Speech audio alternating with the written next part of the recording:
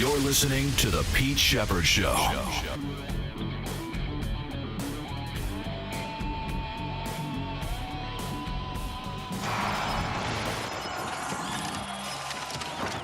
it's good to be back.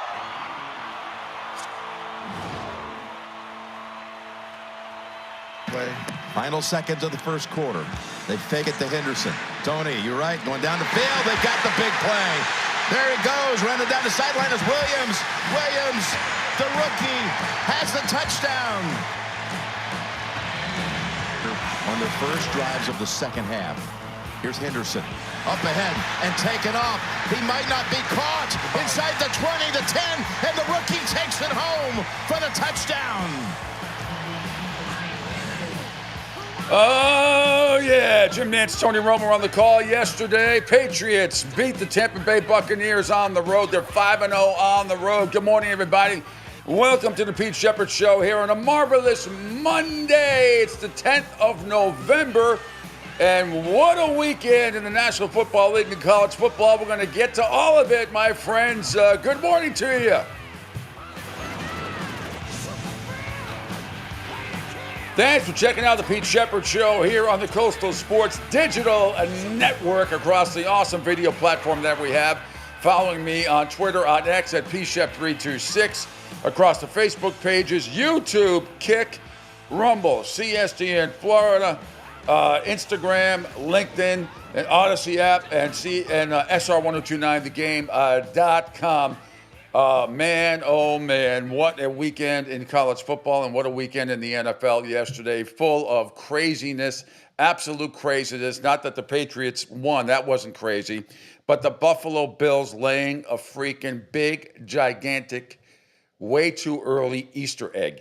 Awful, absolutely awful. The Jaguars giving up 26 points in the fourth quarter, 26 points to Houston in the fourth quarter, and they blow it. Houston wins that one. But Miami, give them credit, 30-13. Mike McDaniel, Charlie Brown, even a blind squirrel finds a nut once in a while. And I don't know what that was, but the Buffalo Bills should not be allowed to play football for the next month. That was awful. Absolutely awful what they did. And after that great win they had against Kansas City last week, my goodness, what in the wide, wide world of sports are you people thinking? Unbelievably bad. And Josh Allen looked like a little kid who lost his favorite toy in the press conference, man. Bills, you can't be that soft, man. And Josh Allen, don't act like you're the only quarterback in the history of the NFL to lose lay an egg on the road. It's happened to the best of them. All right, now we'll see. Tampa Bay at Buffalo next week. That is going to be something. Two teams on the rebound. Tampa Bay not humiliated at all by the Patriots, but Buffalo, that was humiliating what happened at Hard Rock. Just absolutely ridiculous. So we're going to get to all the NFL, tons of action for you. Angel Martinez won't be able to join us till about 7:45 this morning. Jay Flanley going to join me at 8:05 from Beeves World in Ann Arbor and get the lowdown on what he thinks. The new AP College Football poll is out. The new college football playoff poll will be released, and we'll see what sort of bullshit they throw at us on Tuesday. Unbelievable weekend in college football. Indiana, incredibly, doesn't drop. They almost lose to Penn State, a bad football team, record-wise anyway. If you look at all their games, Penn State, most of them have been reasonably close. So maybe the record doesn't really indicate. However, all I know is it was other teams, Miami, who went down as a big favorite and only won, and no style points at all, except for the last catch, which was unbelievable. They would have dropped in the polls. Texas continues to rise in the AP poll. It's so ridiculous. It is absolutely so ridiculous. The Canes win. They blow out Syracuse as they should have. They get a little help. Virginia and Louisville both lose. So we'll see. Just win out, and we'll see. They still get a chance to get into the college football playoff, but we'll get into that. Big stories all around the NFL yesterday. The Patriots, and what a win on the road in Tampa. And they are at, and of course, this morning on ESPN, on Sportsmanlike, what do they lead with? Old man Rodgers, who went from 41 to 61. You got to understand something in that game last night if you didn't watch it. The Chargers didn't blitz at all. They just took care of business, including the safety. And Aaron Rodgers looked like he was 55 years old, 61 years old last night. Terrible. And the Steelers are such a fraud team. They're not going to, I seriously It's going to be really interesting. I don't think they're going to make the playoffs. The Ravens continue to win. They went to Minnesota and won. J.J. McCarthy still playing like a rookie, which he is. So, I mean, the expectations for Vikings fans, when you have basically a rookie quarterback, it's only his fourth game. You're going to have games like that. It is what it is. The Ravens are on the rebound. They're going to win the division. They're going to leave Pittsburgh in the dust when it's all said and done. And we got Philadelphia at Green Bay, which we'll preview tonight on Monday Night Football. That's a really good game, really important game for both teams in the NFC. My Celtics won last night in Orlando.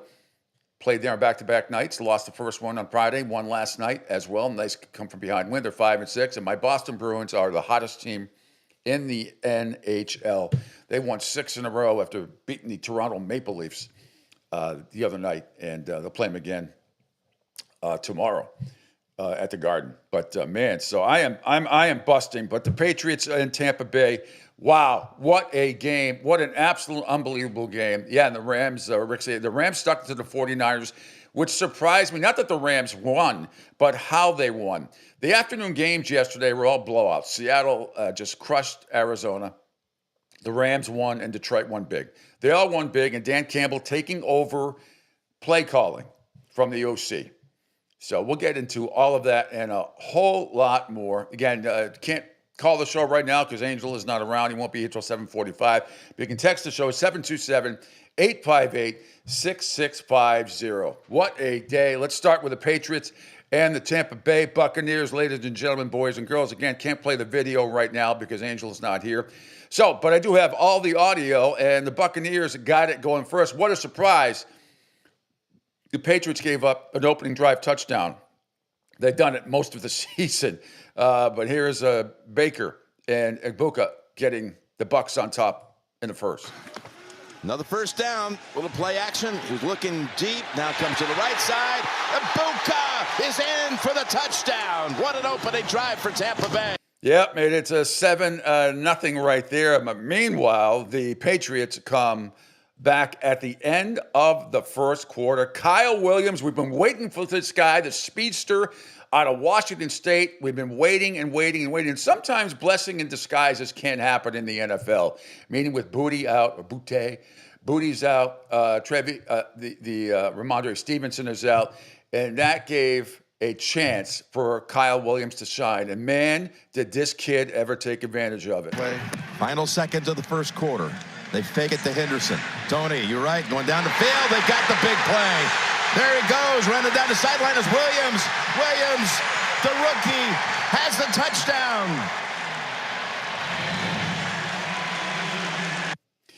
That tied the game at 7 at the time in the first quarter. So the Stephon Diggs, right at the end of the half, the game is tied. Let me see. Where's the other highlight I wanted to play? No, we'll just get to that. It's now Patriots are trailing 10-7. Stephon Diggs, though, takes care of business right at the end of the half. Him quickly. Looking that way, throws it, end zone. Diggs, did he get the feet down? Yes, he did. Touchdown, New England. I put the Patriots up 14-10 at the half. Let's head to the third quarter, and then it's the Trevion Henderson show, baby. On their first drives of the second half, here's Henderson. Up ahead and taken off. He might not be caught inside the 20, the 10, and the rookie takes it home for the touchdown. Outstanding at the time. That made the score 21-10 Patriots. Trevion Henderson, though, was not done. Then they've ran it every time, and they do it again. They toss it. I didn't love it. Henderson got away. Love it. He's got a chance to show off that speed. Henderson breaks a second one for a touchdown. Oh, my gosh. He looked over at the coaching staff to say, should I go in to score or should I not? Should I go down? Yeah, Vrabel saying, go ahead and go for the score. Drake May saw the replay video. He's going, go down. It didn't matter. Garbage touchdown at the end of the game. And the Patriots win 28-23. Wow. I mean, that shows you the maturity of the Patriots and situational football. And this is what other teams need to model themselves after. Not just because it's the Patriots, it's because of situational football. And what a smart move by a rookie to look over to your coach and say, should I go in or should I go down? Either way, the Patriots would have won, but I thought it was the right move. Let him score. Absolutely amazing.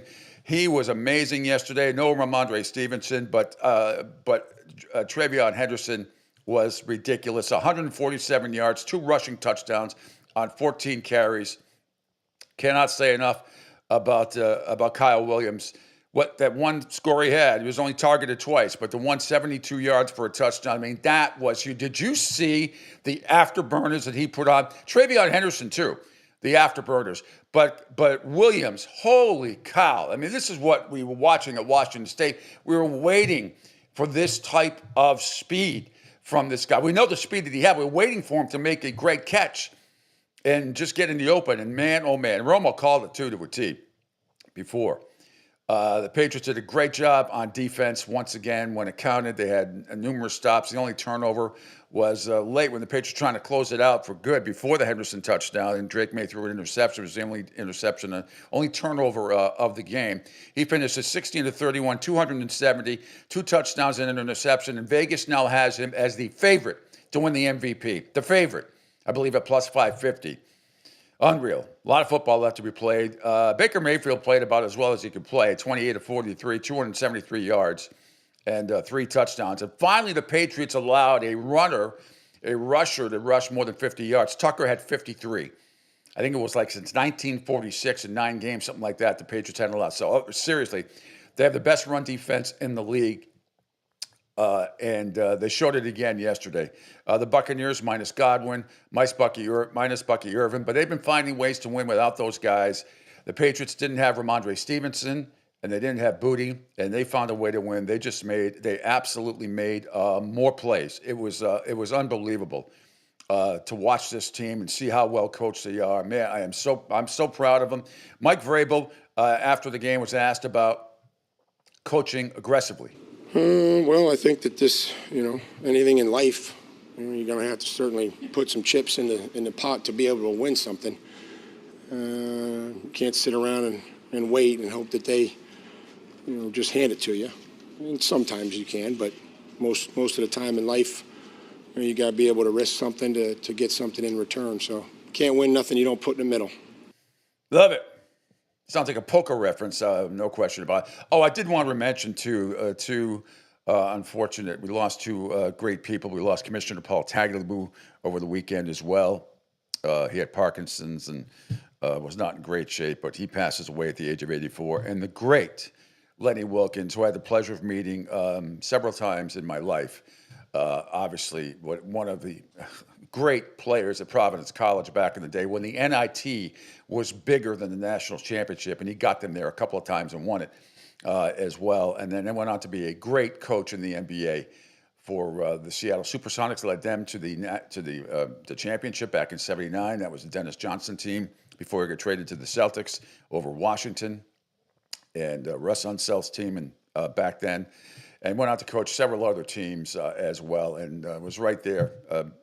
Breaking Red Auerbach's record for most wins for the moment.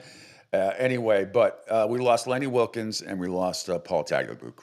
Great men in their own respective sports. Just wanted to get that out there. All right.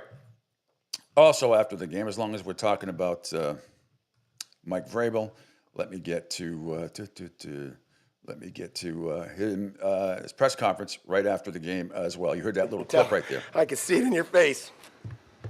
Karen been texting you, or this is an original? This is an original. Good. Let me see what you got. It looks like Trigan wasn't sure if he should have gone down at the end, but what do you make of the 2 explosive touchdowns? Well, those are important. Those were important. We needed it. Situational football. We'll talk through all those things. And again, he was thinking the right thing. And and today in the game, the way that it was, they needed 2 touchdowns. I think it was okay, but we made it a little closer. We knew it would be difficult coming down here, but 2 explosive plays, and then, I think really Kyle's play early. We really needed that one. That was the one that we were talking about, just needing one play, and he hit it, and it was great to see him have that success. Mike, how much did you like the fight of your team in this one from start to I always love the fight. You know what I mean? That's why I love coaching them, is that they fight and they compete. It's not always perfect. It's never going to be perfect. But I love the way that they compete. You know, you're going to have some time that, you know, if you strike out, you got to go to the dugout and be pissed for a couple seconds, and then you got to go play the rest of the game. So we tell them, you know, take 30 seconds, be pissed, but we got to go play. All right, it's Mike Vrabel right there. Try to get some other Patriot cuts a little bit later on, but they go on to win 28-23 in Tampa over the Buccaneers. That was a hell of a win, and if people didn't believe in the Patriots, as they should have, they should definitely believe in them now, because they are the real deal. In fact, they are so much the real deal that on CBS after the game, let me see here, let me find it. Where is it? After the game on CBS, the boys, Matt Ryan particularly, former Boston College great quarterback, and the Falcons, of course, had this to say. New England Patriots are for real. They're for real. And go on the road and play against a good Tampa Bay team right there. Drake May makes a mistake. He looks like a rookie towards the end of the game. Turnover in the red zone. What does that team do? Defense steps up when they needed it the most. I think they're a complete football team. They're going to be a problem for teams as November and December roll on.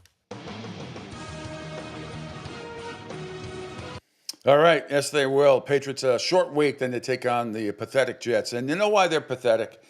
Good for them. They beat Cleveland's more pathetic. We're going to get to the highlights or the lowlights. There's not a lot of highlights. The Jets got 2 special teams touchdowns, a kickoff return and a punt return touchdown. But just think about this for a second. Stat of the day. Bad stat of the day.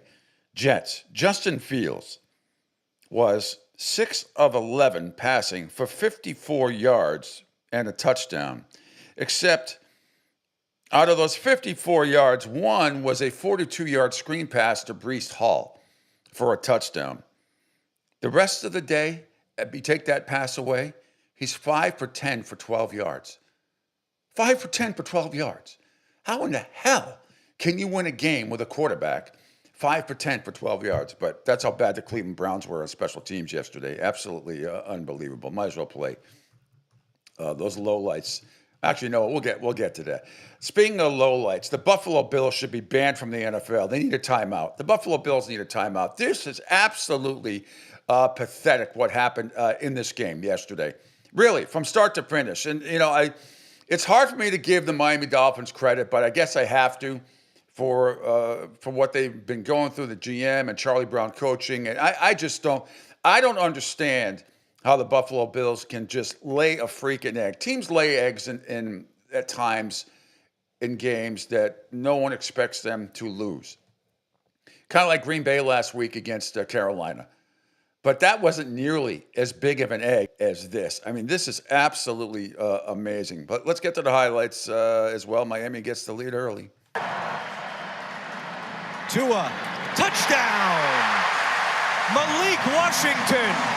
And what a drive for Miami. Yeah, it was 7-0 Miami in the first quarter. Now let's head to the second quarter. 2nd down and 11 for Miami. Tua looking deep, taking a deep shot. He's got Waddle down there. Touchdown! No! Yes, it's a touchdown, but a flag is down as well. Yep, flag was down as well.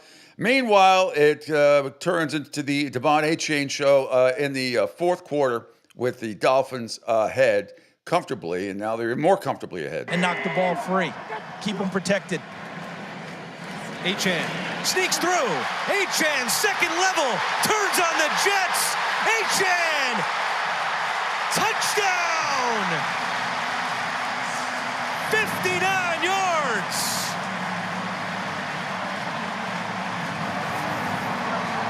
And he was not done. Let's continue in the fourth. That made it 23-6 Miami. Let's continue in the fourth quarter. Very warm. On 3rd down, A-Chan. He's got room again. See you later.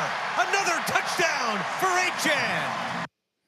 It was, and they go on to win the game 30-13. Yeah, Buffalo got a 35-yard touchdown pass from Josh Allen. At one point made it 16-6, and then they got one later on. Jackson Hayes, a 26-yard passing touchdown from Josh Allen.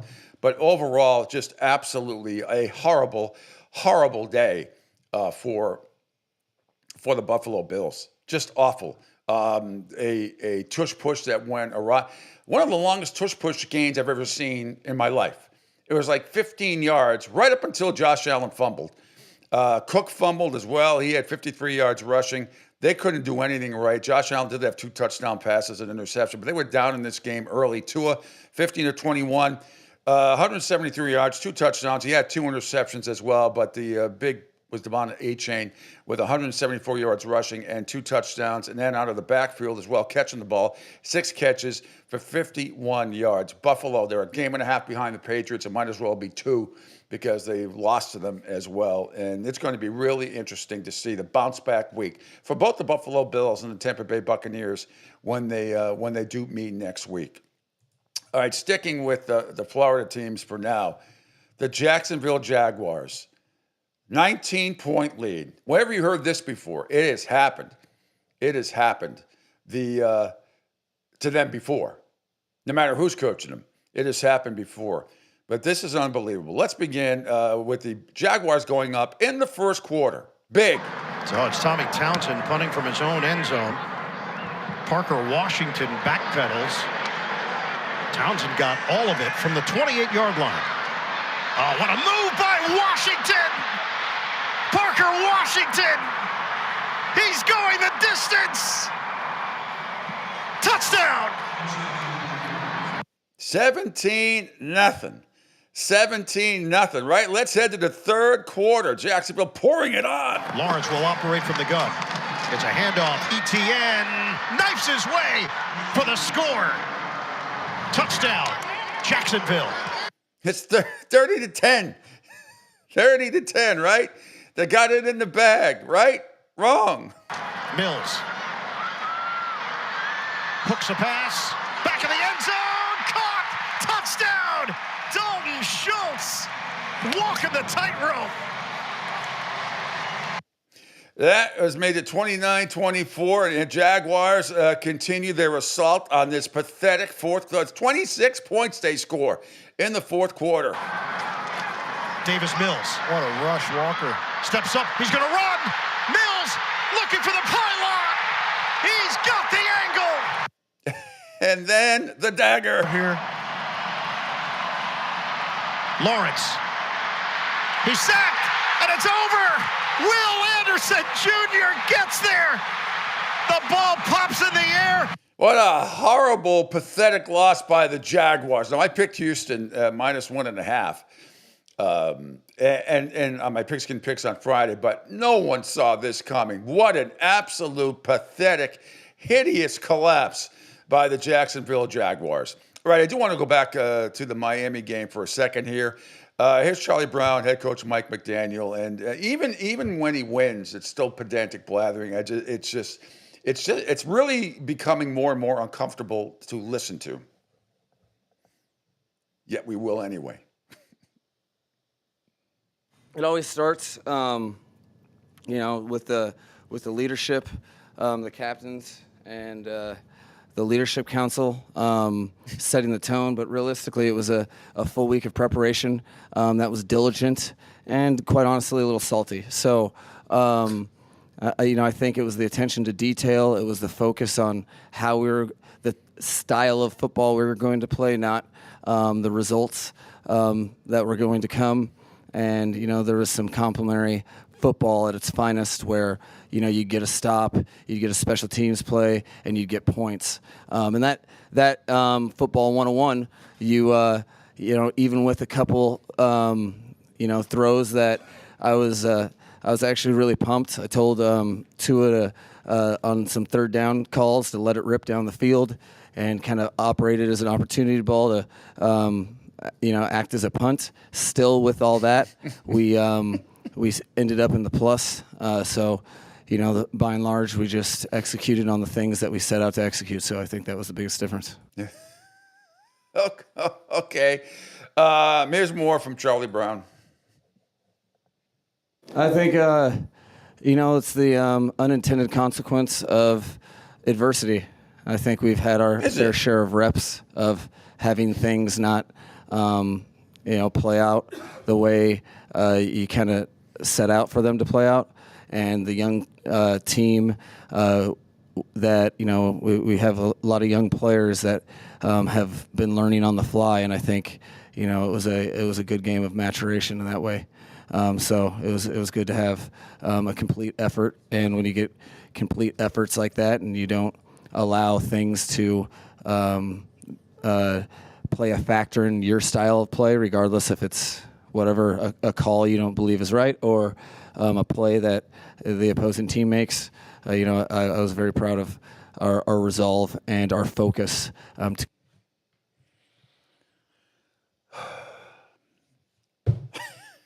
can't play anymore of it. I can't do it. I just can't do it. It's just, even when he wins, you don't get what he's saying. He just takes. It's so uncomfortable to listen to. All right, let's listen to Tua on how Devon A-Chain affected the game. I mean, he had 2 touchdowns. You know, I think that affects the game. Every time you can get someone like that, a playmaker on your team, you get him the ball in his hands, and you know what he's capable of doing. But it's not just that; it's also in the pass game where he helps us thrive as well. So having someone like that who can align at running back, who can align at slot or at receiver, you know, I think that tells you a lot about, you know, the playmaker he is. All right, that's somewhat clear. How much did this win against the Buffalo Bills mean to Tua? Yeah, I would say both could be true, right? Every time you can get a win in the NFL, that's special. But given the times we've played Buffalo in the past and have gotten close and then have gotten blown out, you know, I think that this one definitely makes it that much more special that it was against Buffalo, a division rival. They've had our number for years, and so to be able to, you know, the last time that we play them this year, you know, being that we beat them, you know, that's a special feeling. Great, wonderful. All right, now we're going to hear from Devon A-Chain in a second. Got to punch some stuff up here. Bear with me for a second, please. Here he is. Here's Devon A-Chain on getting the ball and scoring. It's good, man. This win, man, like, as a team, I feel like we played community football on all levels. Defense played an outstanding game. Like I said, man, when we clicking on all cylinders and when we able to, like, end the game, on an offense standpoint, I feel like that's, like, the type of football they want to play. And like you said, like Tua said, we put in the work week in, week out. So this, like, wasn't, like, no shock to us because we always knew, like, okay, like, we don't make these little mistakes and we stay ahead of the sticks and stay on schedule, like, we can put up points. I mean, the Bills were shut out through 3 quarters. Think about that. The freaking Miami Dolphins were shutting out the Bills for 3 quarters. They're 16-0 headed into the 4th quarter. Then the Bills got a couple garbage touchdowns and could never get it going. Every time they just shot themselves in the foot. Josh Allen, 2 touchdowns and a pick, 28 of 40 for 306 yards and 2 touchdowns. Cook had only 53 yards rushing with a long of 14. He also had a fumble. Tua had 15 of 21, 173 yards, 2 touchdowns and 2 interceptions. A-Chain obviously was the big man, 174 yards and 2 touchdowns on 22 carries, and also had 51 yards on 6 catches out of the backfield. Absolutely, yeah. I'll give you a mini tip of the cap, Miami, but Buffalo played like dog poop. I mean, just absolutely like. You cannot sleepwalk against anybody in the NFL. I don't know why this is. I know it's drilled. I don't know if Charlie Brown can drill it into their heads. But I'm telling you, I don't know. McDermott over there in Buffalo. I don't know. It always amazes me when teams fail to show. They think they can just walk out onto the field at this level and win football games. It's never like that. Never. You don't just show up. And, it's the Miami Dolphins. We beat them all the time, and it's 9, we're 9-point, 10-point favorites. And then to be shut out, the Buffalo Bills, by Miami's defense for 3 quarters, shame on you. Shame on you, but bad Buffalo. Bad. All right. Let's continue here with some of the other games, shall we? Let's begin early on in Berlin. Oh, let's begin with another collapse. Let's begin with let's go right down the line here. The Bears were down in this game, and we'll tell you why. Here's Jackson Dart. Combined, so clearly emphasized. He's got it right here, and he's got another touchdown. Jackson Dart from 24 yards. It's a 17-7 at that time. But here come, and then he left with a concussion, and they just couldn't get it done. Russell Wilson came in and was absolutely useless to this team. So let's get to it. Here come the Bears. Here come the Bears. Stride. Clock winds under 4. End zone wide open. Odunze for the Bears touchdown. And Chicago not finished yet.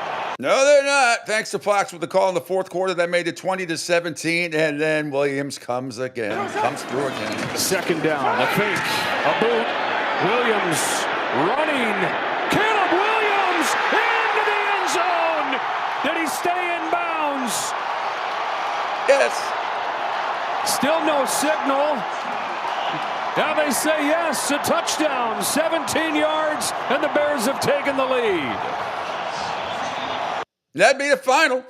That would be a final. They were down 20-10. They outscored the Giants 14-3 in the fourth quarter. Russell Wilson came in for Jackson Dart, and that's really, I think, the reason why the Giants lost this game, because he got hurt. Russell Wilson was absolutely useless. It was crazy. It was 17-10 when Wilson came in. He wasn't able to do shit on the whole, and the Bears win by a score of 24-20 over the New York Giants. Brian Daboll, another tough loss. Yeah, but it hasn't been. So, it was another tough loss. I believe in the guys we have, people in the room, coaches and players. But we lost another tough one, Connor. So, got to start doing it. All right, Brian Daboll says that Jackson Dart didn't seem right when he went back on the field after his concussion. So with Dart, as he was going back out on the field, just didn't seem right. So called the trainers over and said, let's get him out and make sure he gets looked at. So he went in and got looked at and ended up being evaluated for a concussion. Yeah, we'll see if he's able to play this week. Here's Odunze was asked about being targeted on the first play. Yeah, thanks, Dad. Oh, that was a good one. You know people were saying that, too. I already know, man. I know what the trolls is on. Yeah. All right. Wilson is ruining his chances at the Hall of Fame. Yep, says Hellringer. Is that officer? I forget. But anyway, Augusta says, good morning, Pete. We need you back here in Boston Sports Radio. Is the thing without you. But see, and I appreciate the compliment. I really do. But why do I need to be up? I have a studio built into my home. I don't need to be physically in Boston. Just pretend I'm there, even though I have beautiful palm trees. By the way, cool front coming in this week. It's going to be tomorrow morning when I wake up. It's going to be about 45 degrees at 5 o'clock in the morning. Officer Sean, yes, it is him. Yeah, I feel for you. Can't call in right now because Angel is doing other stuff. He's running a couple of errands, so he'll be back at 7:45. But Augusto, I appreciate it. I'm just, I'm here. I have a great show. We have great video and great audio here. I don't need to be.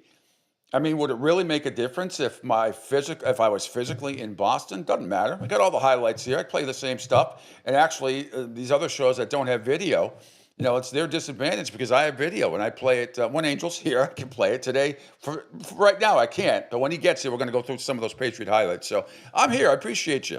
Trust me. And I talk a lot about New England sports, a lot of college sports, obviously. I don't focus strictly on New England sports, but when they're doing well, which they're doing great right now, the Patriots obviously and the Bruins, and the Bruins have won 6 in a row, and the Celtics won last night. Yeah, but I talk about everything. Everybody knows my passion for the Miami Hurricanes from way back in the 70s when nobody gave a crap about them and all that, and my passion for college football. So there's something here for everybody. My New England contingency, my Florida contingency. We're heard in all 50 states and now in 57 different countries, including the Armed Force Radio Network. And by the way, before I forget, because we're not going to have a show tomorrow, we're going to be off for Veterans Day. Angel is a veteran. And it's always been an extra special day for me because my parents, God rest both their souls, Mama Lucia and Papa Pete, they were married on Veterans Day in 1960. So this would have been their 65th wedding anniversary had they both still be with us, and I miss them every day. But always an extra special Veterans Day. So let me say before, I mean, those of you who are serving, who have served, who are about to serve, thank you very much, men and women across this great country of ours. Thank you so much for your service. We really appreciate it. Okay. Indy and Atlanta, pretty good game in Berlin yesterday, and I know Patriot fans were rooting for the Colts to lose because it would have been better for them. But anyway, it was a really good game, back and forth. And let's see how it went into overtime. Where is it? Well, here's one of the highlights. Late. Here is Algier looking for the end zone and the lead. Touchdown, Atlanta. Yeah, it was 23 to 22, but the game ended up going into overtime. Atlanta basically went 3 and out, I believe, if I remember correctly, and then the Colts had a chance to win it on their first possession. Right back to Taylor with Warren blocking. Touchdown, Taylor!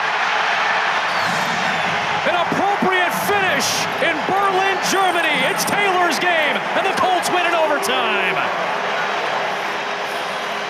Certainly one of the MVP candidates. He was absolutely outstanding yesterday. Taylor, 244 yards on 32 carries with 3 touchdowns and the long of 83. No question. And with all due respect to my boy Drake May, who Vegas has now as the favorite to win the MVP, you got to figure Taylor is right there. A lot of football left to be played. Danny Dimes, 19 to 26, 255 yards, a touchdown and interception, rebounded nicely after that horrible performance he had against Pittsburgh. Michael Penix Jr., 12 of 28, 177 yards and a touchdown. Robinson had 84 yards rushing. London had 6 catches and 104 yards and a touchdown. But Indy wins that game 31 to 25 in overtime. And after the game, Raheem Morris, head coach of the Falcons, said the team had chances. Well, that was a punch in the gut, Raheem. I mean, just initial thoughts as you lose this in overtime. You know, tough game. We had opportunities, and we didn't capitalize on any of them. You know, whether it be special teams, whether it be stopping Jonathan Taylor, or whether it be to get some more of those third downs to be able to go for us, and didn't work for us. The guys fought. They fought hard. They played hard. They played tough. We got to find a way to win those football games. I don't know that I've seen a game where the two teams combined for somewhere around 45 first downs, but I think there was only 1 or 2 conversions on either side on third down. It was 2 conversions on third downs, and they had the 2, and that's why they won. The 2 conversions they got and the 2 we didn't. The guys went out and fought hard, but we got to find a way to get the win. Was there something about their run game? You knew they were going to try to run it on you anyway. You did a really good job of getting Daniel on the ground, 6 sacks again today, but he ultimately got out against you. Was there something they were doing? You know, obviously the one he popped out there for the 83-yarder. They did a nice job breaking tackles. He did a nice job getting downfield. He's a heck of a back. He broke a bunch of tackles. He's a great back. I know you got to really dive into the tape to really get a feel for what happened offensively. Obviously, the inefficiency on third down crept in again this week. Michael seemed to be a tad off on some of those moments when you had a chance to convert. You know, we like to get those third downs completed. You know, we got to have more time. We got to get those guys going. As an ideal of protection and execution, we got to get those 2 things done and get those third downs completed. Okay, long trip back home. Last thing for you, long trip back home. 4 consecutive that have turned out this way. What do you do to change that mindset and get yourself in the right direction? The only thing you can do, you go to practice and get ready to go face the Carolina Panthers. We got a tough game coming up at our home, and we got to go find a way to win that game. Raheem, thanks for your time. Thank you. All right, there is Raheem Morris after the loss to Indy in Berlin. All right, told you earlier, the Jets in Cleveland. This was here are the big highlights for the Jets, because it sure as hell wasn't coming from their quarterback. Against the Jets, and that's where we sit. Schmidt's kick, and it's just short of the end zone. Plus Steve. 40, 50. One man to beat, and he's going to score. 99 yards. And the Jets with the answer they were looking for as Wangu takes it to the house. And Wangu with a 99-yard kickoff return for a touchdown. And then the Jets made team history anyway later in the first quarter. Possessions, a couple of 3-and-outs. Sandwiching that 95-yard touchdown drive. Borquez's punt. There's a flag thrown here. Isaiah Williams has his seat. Oh, no Williams inside Cleveland territory, and he's going to score. He did. That made it 14-7 Jets. And the reason why, somewhat historic, the Jets made some franchise history in the span of 36 seconds. They get touchdowns and kickoff return and a punt return in the same game for the first time. And then Breece Hall closed it out right here later in the fourth quarter. Well done by Devin Bush, their second leading tackler. Fields, boy, hit on the release, gets it out to Hall. Hall, open real estate. Hall, touchdown. No flags. 42 yards from Breece Hall. That it was Justin Fields, 6 of 11 for 54 yards. 42 of those 54 came on that one play in the fourth quarter. I don't know how the hell a quarterback besides that goes 5 of 10 for 12 yards the rest of the way, and you win. It wasn't like, Breece Hall. He rushed for 83 yards and 21 carries. This was a horrible game by the Cleveland Browns. Absolutely pathetic how bad it was for the Browns. Dylan Gabriel just sucked. He did have 2 touchdown passes, but he missed a ton of open receivers in this game. Finished 17 of 32 for 2 touchdowns and an interception. But if you watch the game or see some of the highlights, he was god-awful in that game. All right. Before we go to break, let's do one more, and then we'll close it. We'll come back. Baltimore and Minnesota. This was a game that a lot of people thought that the Vikings were going to win. They got off to a good start. It's Jones to the left, and Jones to the end zone. Vikings on top early in Minnesota. Yeah, made it 7-0. Let's move on, though. Let's move on to the let's go on to the third quarter. Let him run in after the catch. And Justice Hill to the goal line, trying to burrow in for the touchdown. No signal yet. There it is. Touchdown, Baltimore. Yeah, that made it 19-10 Baltimore, and then they added the tight end Mark Andrews. Jackson on the roll, back of the end zone, and it is caught. Mark Andrews with the touchdown. Mark Andrews right there. The Ravens go on to win 27-19, and in this game for the Minnesota Vikings, J.J. McCarthy, still only his 4th game playing. He's still a rookie. That's why the Vikings they're not going to make the playoffs, I don't think, unless they still can. They're 4-5. The Ravens improved to 4-5. They're going to win the division because the Steelers are terrible and overrated. We'll get to them after the break. McCarthy, 20 of 42, 248 yards, a touchdown, and 2 interceptions. He's also your leading rusher, which can't happen. 48 yards on 5 carries. That's a problem. Baltimore, Lamar Jackson was 17 of 29, 176 yards and a touchdown. Derrick Henry, the King, was 20 carries for 75 yards and no touchdowns, but tough place to win. And Baltimore went into Minnesota as a 4.5-point favorite, and they won. After the game, J.J. McCarthy, after the Vikings lost, courtesy of Fox. You said you take responsibility for pre-snap. It's like why or how what did you see that was leading to all of the pre-snap penalties? As a quarterback, you're the orchestrator of the orchestra. I take full responsibility for anything that happens on that field, and at the end of the day, it's just the little things that we got to keep focusing on, the focus, the competitive stamina. It's all got to be there, but I take full responsibility every single time something goes wrong.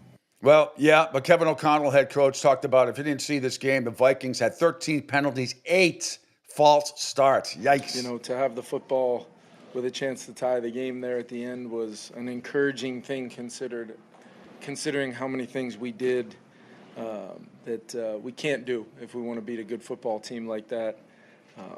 The players fought. They tried to overcome, in many cases, some things we did to ourselves.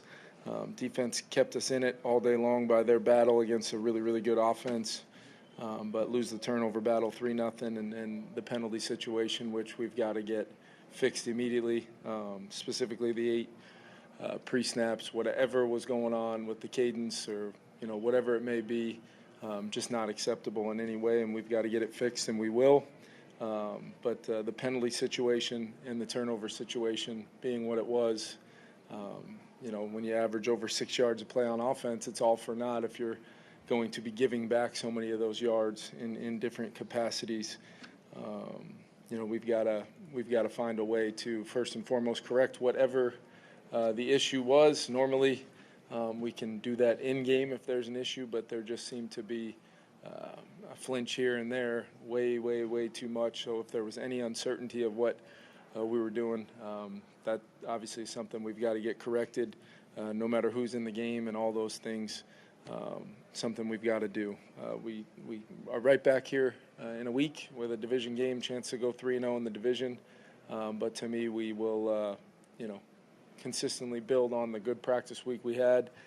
This team's not a results-based team that will prepare any different, but they're obviously an upset group in there that thought we could have done a lot of things better in the game to win the game, while also doing a lot of things that were that gave us a chance to win a game when the circumstances were in many cases caused by us against a good football team like that. All righty. So once again, it's Kevin O'Connell, and the Vikings lost to the Baltimore Ravens. New Orleans and Carolina. This was a terrible football game. I've only seen the highlights, and thank God I didn't have to watch it. But the Panthers did get going first. He's led the league. Goes back to him. Rico Dowdle is in for a Carolina touchdown. Just like that, Panthers with the lead. I was wondering. Yep, 7-0 Carolina, and then that would be it for them as Mr. Chow coming in at quarterback. The new starter now for New Orleans gets it going. The slot.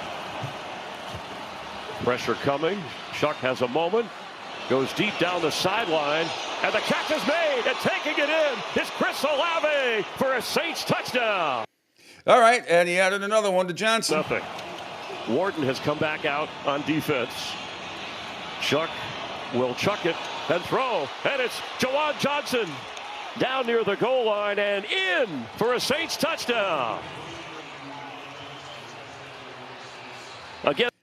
Yep. Chris Olave, after the game, said he felt a lot of anxiety being back in Bank of America Stadium after suffering a season-ending concussion last year. Yeah, it was a tough time. I had a great week of practice. I didn't really think about it too much, but when I came into the stadium, I just felt it all again. I had a lot of anxiety pre-game. There's a lot of stuff going on. Close people knew what was going on, so they just stood by my side, and I appreciate them for all that. How did you manage that anxiety? Just talking to my people. Like I said, my close people on the team, my coach Doug, B. Cooks, AK, they all helped me out. My pops was here too, so I went over to talk to them pregame and try to loosen my mind up. What's it? All righty. It's just an ugly game as well. Olave, by the way, for the Saints, he led the way with 104 yards and 5 touchdowns, and you saw and 5 catches, 104 yards and a touchdown, as you just heard right there. Shell was 19 of 27, 282 yards and 2 touchdowns. Bryce Young was terrible, 17 of 25, 124 yards, no touchdowns and an interception. Dowdle only had 53 yards and 18 carries. Carolina Panthers, tough to figure out. They're 5-5. New Orleans wins their second game. They're 2-8. All right, quick break. When we come back, I'll recap the 3 of them, the 4 and the 425 games yesterday, and also the Pittsburgh Steelers and Aaron Rodgers, who looked like he was ready to, just walk off the field at 61 years old, because that's how he looked, not 41.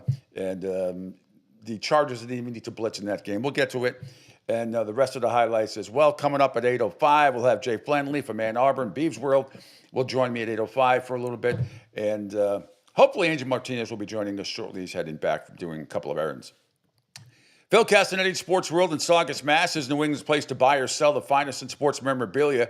For over 35 years, Sports World has offered the finest in sports collectibles. So head on down there to Phil Castanetti, Sports World, 184 Broadway in Saugus. Call 781-233-7222 for more information. 781-233-7222 for more information. Sports World in Saugus. Be there.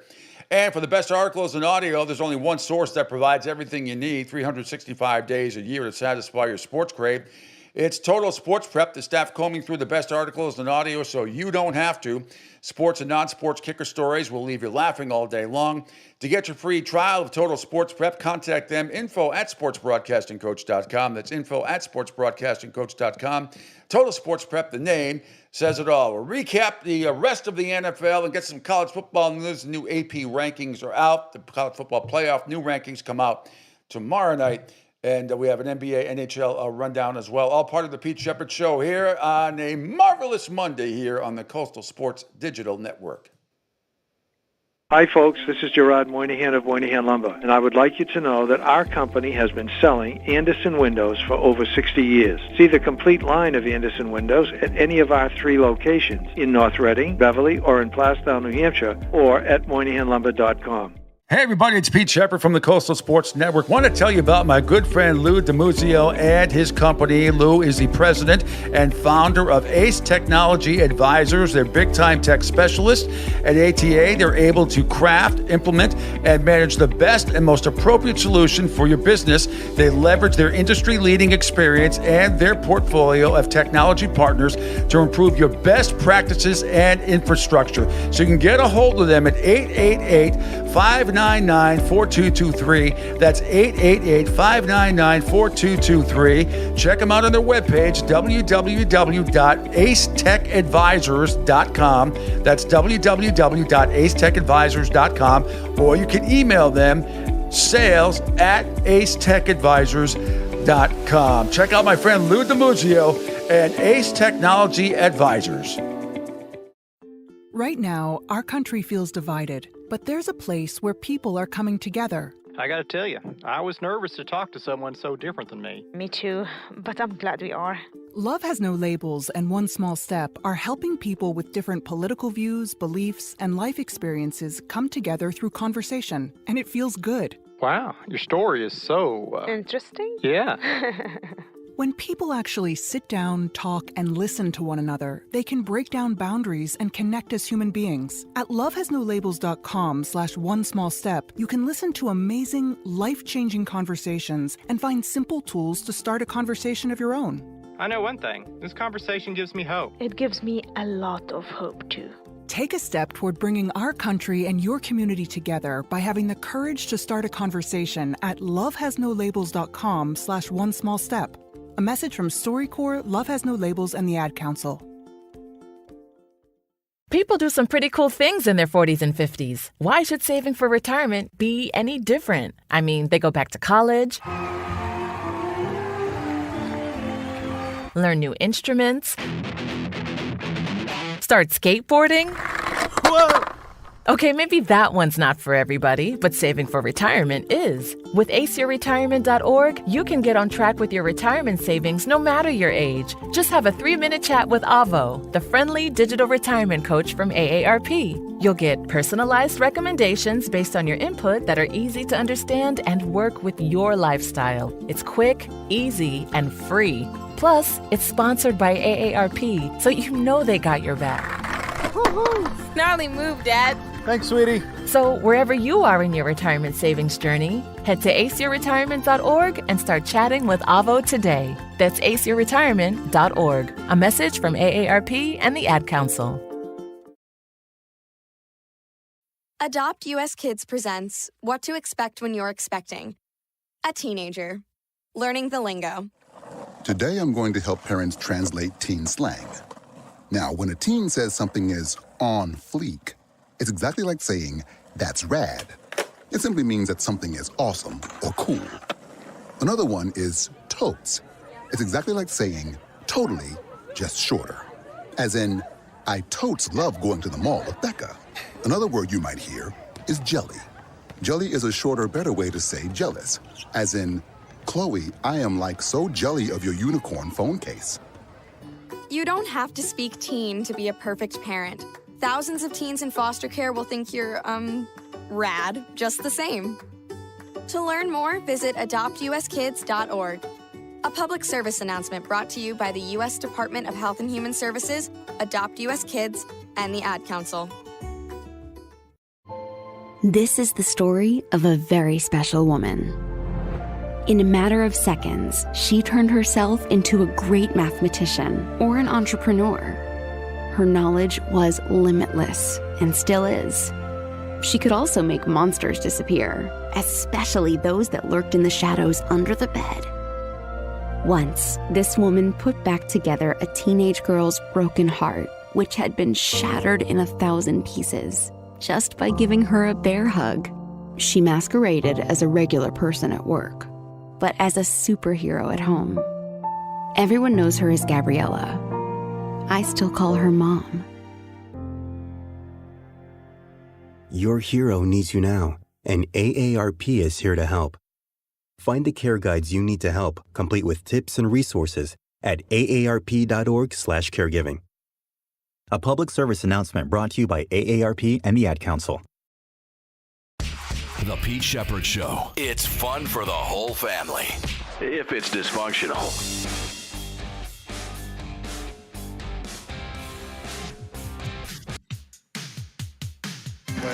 Final seconds of the first quarter. They fake it to Henderson. Tony, you're right. Going down the field. They've got the big play. There he goes. Running down the sideline is Williams. Williams, the rookie, has the touchdown. Then they ran it every time, and they do it again. They toss it. I didn't love it. Henderson got away. He's got a chance to show off that speed. Henderson breaks a second one for a touchdown. Oh my gosh. He looked over at the coaching staff to say, should I go in to score or should I not? Should I go down? Should I stay or should I go now? He went in. Travion Henderson, what a day for the Patriots as they go to Tampa and win 28-23. Welcome back to the Pete Sheppard Show here on the Coastal Sports Digital Network. Thanks for checking us out across the awesome video platform that we have. Following me at PShep326 on X, of course, YouTube, Kick, Rumble, LinkedIn, Instagram, CSDN Florida, of course on the Odyssey and SR1029 The Game apps as well. Usually in the Facebook pages, you can call or text the show, 727-858-6650. You can't call in right now because Angel Martinez hopefully will be rejoining the show today. He had a couple of errands he had to do this morning. But Jay Flanley's going to join me in just a few minutes, just after the top of the hour at 8:05. All right, let's get into the NFL.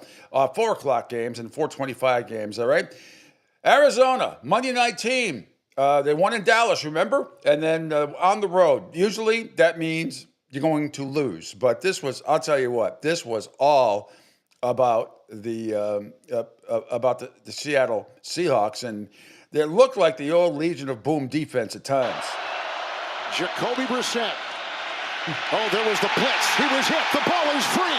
Picked up by Lawrence. Will he take it in? Yes, sir. To the house. Touchdown.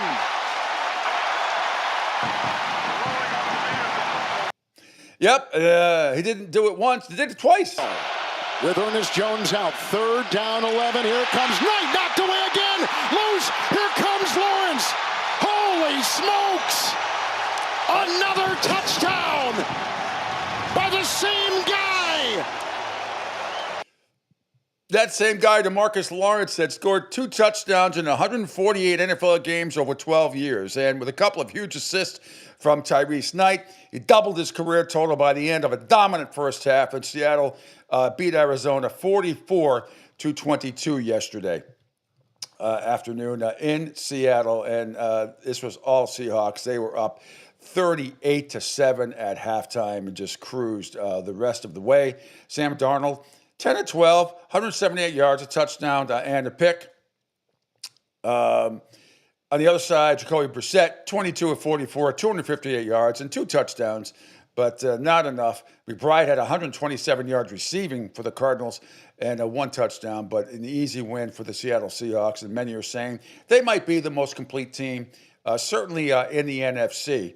But in all of the National Football League, they improved to 7-2. The Cardinals drop to 3-6. Let's see. All right. Here's Jonathan Gannon, the head coach, after the loss. So obviously not our brand of ball today. Got beat pretty damn good, and that falls on me. So just got behind early.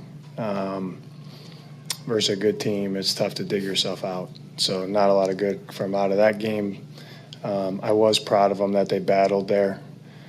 I've been in games like that where they just want to get home, and that was not the case, so that was good to see. That's the fabric of our team, but they know we didn't play our brand of ball to even give ourselves a shot today to win a game. So we'll go back tomorrow and get to work. All right, moving on to the Rams and San Francisco. Usually it's a pretty good game, but my goodness, Matthew Stafford was outstanding yesterday. Blitz coming. Stafford kills the blitz, gets it to Nacua, breaks the tackle. Puka Nacua on his feet and in. Touchdown Rams. Yep, that made it 14-0 in the first quarter, and the Rams were on their way. And then there was history later on in the game in the second. Group in the league. Second and goal here. Play pass. Stafford looking slow. Oh, Davis Allen. Touchdown Rams. Yep, that made it 21-0. The Rams go on to smoke San Francisco 42-22. Stafford in that game was outstanding, 24-36, 280 yards, 4 touchdowns, no interceptions. Williams led the way rushing with 73 yards and 2 touchdowns. Devontae Adams had a 77-yard and a touchdown catch, and you heard Nacua right there, had a touchdown catch with 64 yards as well. Over on the other side, Mac Jones played okay, 33 of 39, 319 yards, 3 touchdowns and a pick. Kittle led the way with 84 yards on 9 receptions and a touchdown as well. After the game, here's Matthew Stafford on his standout season thus far. Yeah, it doesn't affect me. Obviously, I appreciate, those words. I don't pay too much attention to them. I'm trying to just continue to find ways to be a good football player for this team, lead this team, and try to get us in the end zone as much as I can, do my job as best I can. With that comes whatever. And I don't know. I think about those awards. I see those people say stuff like that, and all I can think about is, like, I'm just lucky to have unbelievable teammates. I really am. To be able to throw the ball to the guys I get to throw the ball to, play behind this line, and hand it off to these guys. I mean, I feel like there's a lot of people that could be doing what I'm doing, so I'm obviously working hard at it, trying to be as good as I possibly can, but I'm really appreciative of the guys that are, they're in that locker room with me. All right, meanwhile, let's move on to the Detroit Lions, and they're rolling. They continue to double up. They doubled up the Commanders. They had 546 total yards yesterday. They doubled up the Commanders 44-22, and Jared Goff had another outstanding day. Goff on second down, over the middle, into the end zone. Touchdown, Jahmyr Gibbs.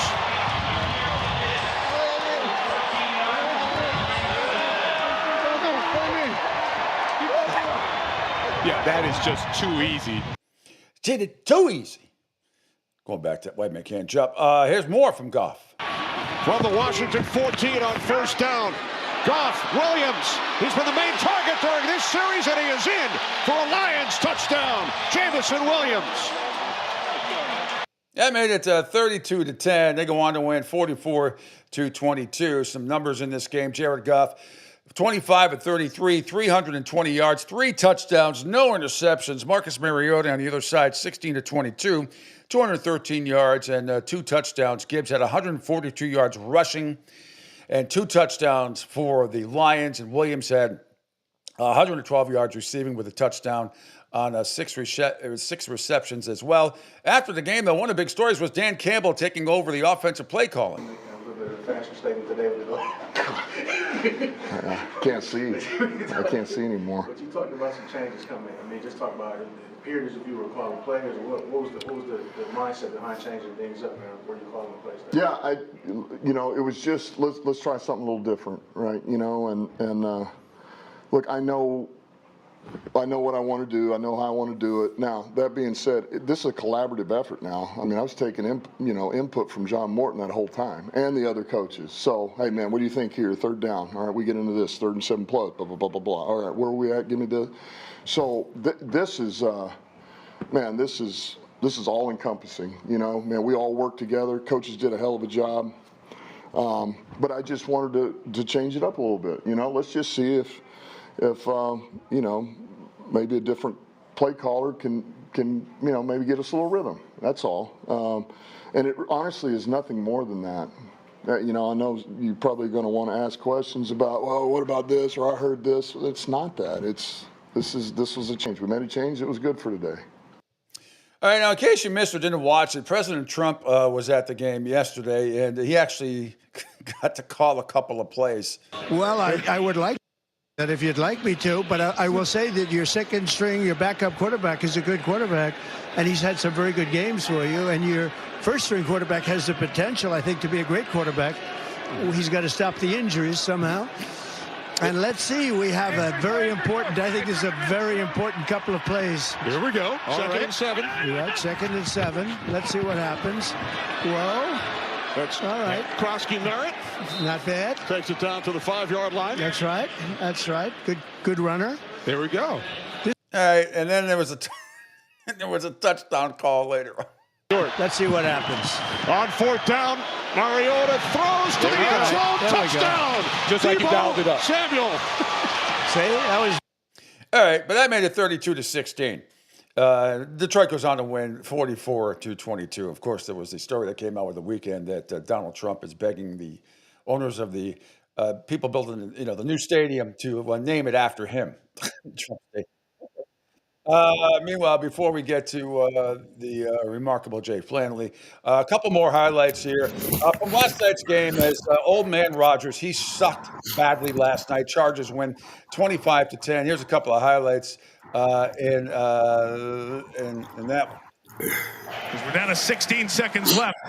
Herbert throwing inside, touchdown McConkey. Yep, that made it 12-3, and then in the fourth quarter, the Chargers lights out. First and goal for the 2. It is Vidal to the left, into the end zone. Touchdown, Chargers. All right, 25-10 Chargers dominate Pittsburgh. And if you didn't watch the game, what was really impressive, they didn't blitz one time in that game. Not one time. Jay, hang on one more second here. Just want to do this play. Just one last cut.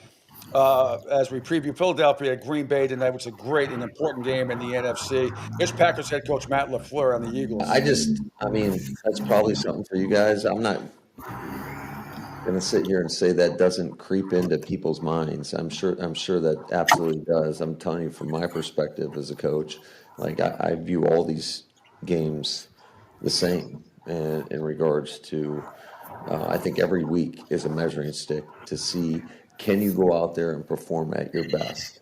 I mean, that's really all you can ask anybody is to play up to your standard, your capabilities. And when that standard is not met, win or lose, it's disappointing. So I think, what a great opportunity. Obviously, Monday Night Football, defending world champions, Lambeau Field. I don't think it gets much better than that. And this is a really good football team, obviously, and they have shown that consistency for a number of years now. I mean, they got star power on every level and in every phase. I think Nick's done a hell of a job there. And so in that regard, it is a great test for us. All right, quickly back to the Chargers and the Steelers. Just some stats. Herbert, 20 of 33, 220 yards, a touchdown, no picks. Aaron Rodgers looked like he should retire because he was terrible. He didn't throw a touchdown pass. He had Wilson with 27-yarder, 2:57 left. He was 16 to 31, 161 yards, sacked 3 times, and threw 2 picks. And he was never blitzed the entire game. Never blitzed by the entire game. So great game plan by Jim Harbaugh. Chargers win 25-10. And just like that, we say, very good morning to Jay Flanley. Just seems like yesterday when we spoke. It was on Friday, actually. But anyway, good morning, Jay. How are you? Thanks for taking a few minutes this morning. Pete, you good? Have a good weekend?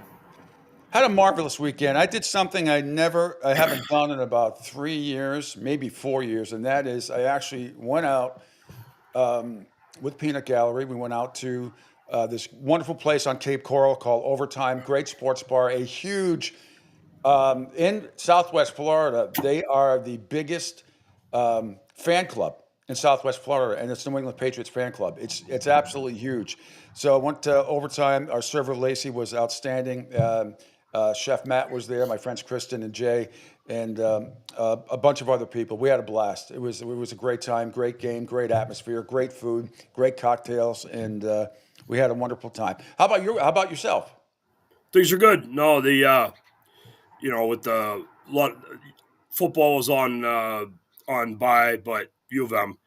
But obviously the Lions played great yesterday, and the Patriots looked good at the expense of the Buccaneers, unfortunately. But the Pats. How about that draft class? That draft class had a pretty good day yesterday. Finally, Williams. Well, Travion Henderson's been very, very good. Yeah. But that was a break. The offensive line. I mean, you cannot say enough about it. Patriots are the real deal. They're going to be tough for anyone.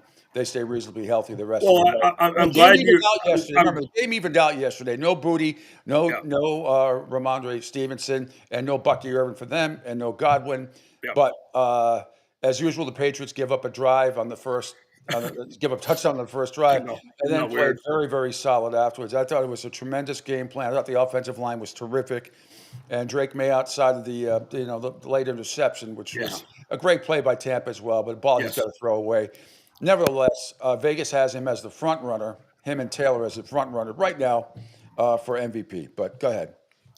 No, I'm glad you keep bringing up the O-line. You know who the O-line coach is, right?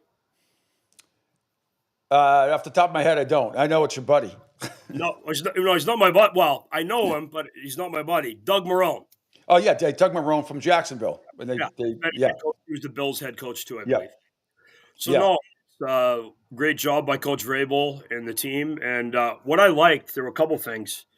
When you watch the game, and some of my Patriots friends didn't know this, that Coach Bowles calls the defenses for the Bucs. Yeah. And you can see that Drake was figuring out the blitzes and things that Coach Bowles does. And you can see Coach Bowles kind of knew it. But the other thing that I thought was really cool, and at the end of the game, Henderson breaks off the big run, and he's looking over at the coaches to see if he should fall down or score. And I thought that was really cool. I agree. I brought it up earlier. That's called being coached, situational football. And for a rookie to have that kind of an instinct, because how many times we see veteran players and they just screw up stuff like that all the time. They don't know when to get out of bounds or stay in bounds. So I thought that was great. I know Vrabel addressed it after the game as well and talked about it. But that was very, very smart. Now, Drake May was telling him to go down. And Vrabel's like, now just go in and score. And then, they gave up the garbage touchdown at the end, but it didn't really didn't matter. They tried the outside kick, and Diggs made a great job catching it. Yeah, you can never have enough smart guys from Ohio State on your team. Well, I'll take it. There you go. Yeah, and you're coached by a smart guy from Ohio State, so there you go.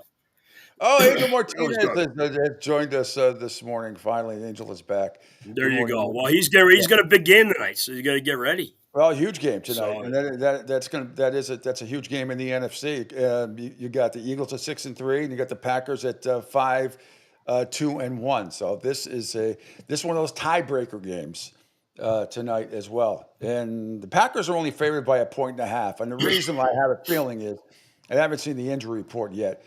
But I think because they lost as a 2-touchdown favorite last week to Carolina, some of the Vegas odd makers are saying, I don't know. I mean, I kind of like I think I like the Packers in a rebound spot, but that game is going to go down to the wire. I think that's a field goal game either way. That should be a hell of a game, hell of an atmosphere. Okay, so there's after that game last week. Yeah. Well, so Pete, today, as I mentioned to you yesterday when I was texting with you, there's two people I want to talk about. One in a very positive light. God bless him, Commissioner Paul Tagliabue. Yeah. And then the idiot who coaches the Bills named Sean McDermott. We're gonna. Which one do you want to do first? Nice or bad? Let's do nice. Which one do we want first? Paul Tagliabue, a gentleman I've met several times. Paul Tagliabue, who you've dealt with many times, because when the Patriots first got really good, they brought in Parcells. He had a lot to do with that, and Mr. Kraft. Yep. And then obviously 9/11 and the Patriots run with Belichick and Tommy and Bruschi and all the era, the 3 and 4 years. Tremendous man. Not the typical NFL commissioner type guy. He was a great basketball player. Georgetown. He was the all-time leading rebounder great for a lot of years. Too. Oh, my friend Mr. Lolly, his son's our starred pitcher on Michigan baseball. Oh, nice. There you go. He All used right. to pitch at Notre Dame. Used to pitch at Notre Dame to a local kid. Nice. Huge Packers fan. So he and Angel gonna have a cage match later. So Tagliabue, a classy guy, went to like 4 or 5 different appearances he did here at U of M, and just very low key, quiet guy, behind the scenes, lawyer, Georgetown, just a really good dude, a calming presence type of guy. Like you feel good when he was around, type of guy. A lot like how David Stern was, but David Stern was better with the media. And just a really good calming influence type of guy. Just classy guy. Sad to see the news. And it was amazing. Breaking right before the game started, after the Marshawn Nealon and everything else. But just a really, really quiet guy. He wasn't well. I know he was battling Parkinson's as well. So, but the biggest thing he did, he ushered in from the Roselle era and, where he was dealing with cable and then streaming. And, yes, thank Mr. Lolly. See, Pete, I bring people to the table. There you go. I love that. Well, that's so no, it was good to see when you see that he helped grow the game. We have the game at 9:30 in the morning overseas. No question. All these different streamings and, Sunday night football, Thursday night football, all these different things that he helped grow the game with cable and DirecTV and streamings and everything that's going on and YouTube and everything else that's going on. So it's pretty cool. Now, I just saw it. Go ahead. Sean McDermott and Josh Allen. You know what bothers me about the Bills is that how much time do you have, Pete? Continue, but go. Yes. I mean, you come off a great win at home against Kansas City, which I predicted and I expected last week because they're 5-1 against Kansas City in the regular season at home. And I thought that a team like the Buffalo Bills, I'll let you have the total for in a second. I thought the Bills were past that stupid mentality that you just show up and you're going to win. And you cannot do that to anybody in the NFL. You just can't. Even as badly coached as Mike McDaniel is and no conviction Charlie Brown. By the way, even in victory, he sounds like an idiot. But that aside, I could not believe the ineptness of what I saw later on. Obviously, I'm at this place overtime on Cape Coral, and it was all Patriots where I am. But certainly saw all the highlights, went back and saw everything. I cannot believe how pathetic the Buffalo Bills were. But after the game, McDermott, it's like Josh Allen. I mean, all right, you're not the only guy to ever lay an egg in a game like that where you're heavily favored. It's happened to the best of the best, okay? But don't act like you're he acts like a little baby. Just like, just suck it up and say you got to play better. And, it's going to be real interesting next week when they're home against Tampa Bay to see the reaction. Both teams have a lot to play for an interconference game. But it's just something sort of Charlie Brown and wishy-washy about Josh Allen at times, as great a player as he is. All right, the floor is yours. Well, I like Josh Allen. Well, there's a couple things going on here. And you and I have talked about this. I don't think the Bills are a very good team. I think Josh Allen's awesome. I just think their team's kind of average. I think the coach is a jackass. I mean, listen, they built their team to beat the Chiefs. They did it last week. And then they just go down there, and they didn't even show up. And the funny thing is, Pete, you and I know this. That place has been a house of horrors for the Patriots forever. Going back to when, like, Pete Brock and those guys were playing, John Hanna and the boys back in the day. And just they completely no-showed against a lifeless team. Yeah, but those Dolphin teams were good, the ones you're talking about. Oh, I know. But I'm talking about I know. But they're all Bills fans there. They took over the elbow room down the street, outside of Miami Gardens and stuff where Harvard. They were all Bills fans at that game yesterday, for the most part. I couldn't believe I couldn't believe how they just didn't get. I mean, how do you not score until the fourth quarter? They didn't score. I would fire McDermott today if I was the owner. I'd fire him. I'd fire him out. I'd fire Dayball today. I'll tell you that for the Giants. We'll get to that. Well, he might be gone today. He might be gone today. Well, there were reports. I'm hearing he might be gone today. Yes, that's what I'm hearing too. Remember, there were the stories coming out. Now, remember, Mr. Maher is sick. Mm-hmm.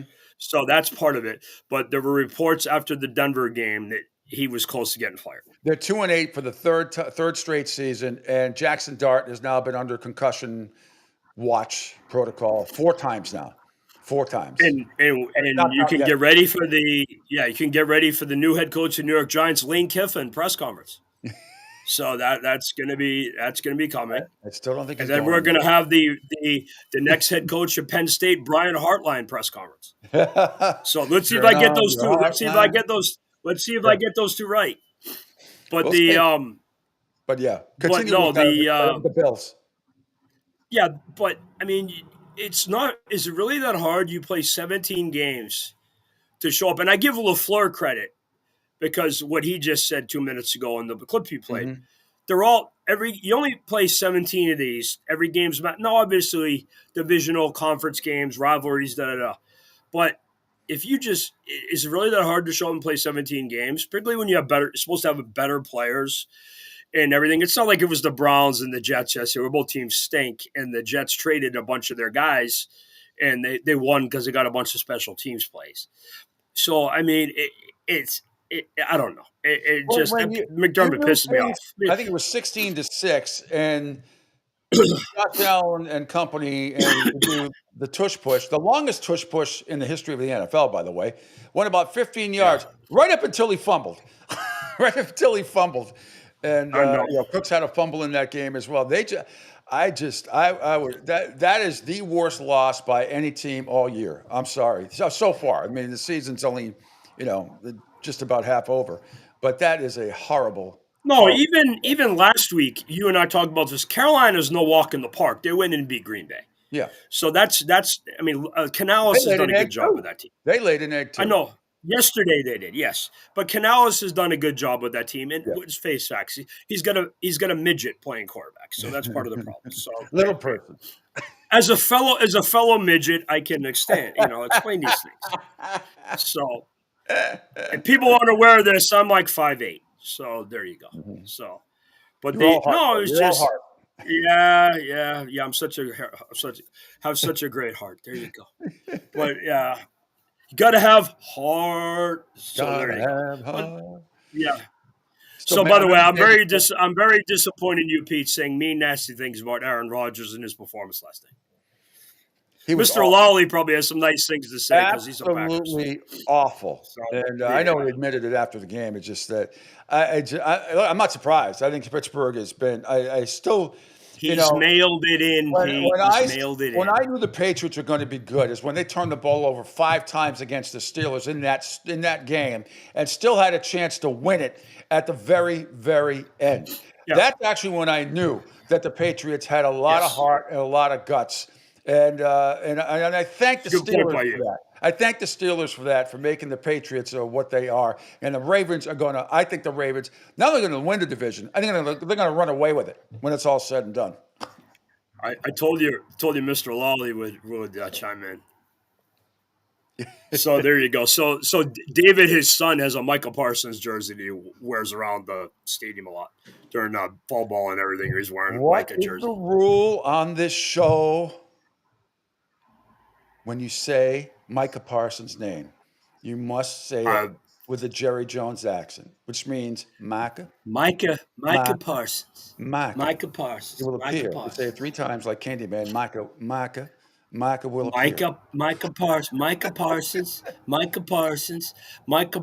He didn't have a great game last week against Carolina, but why do I get the feeling he'll be extra motivated tonight against the world champs and the Eagles, right? I mean. Well, but here's the thing, and Angel knows this. I mean, he's going to get Lane Johnson a lot. Yeah. And that's kind of a thing. So, as you know, 2 of my U of M guys used to go against Michael Strahan and John Jansen and John Runyon. So, yeah. So there you go. But I'm looking for. It's going to be that's going to be a hell of a game. It should be one of the best games of the year. David Lally says he has a Rodgers and Jets jersey and Packer jersey. Yeah, but Mr. L, I saw him with the Parsons jersey a couple weeks ago at fall ball. I didn't look at the back of it. I saw the one. I just thought it was a regular Packers jersey.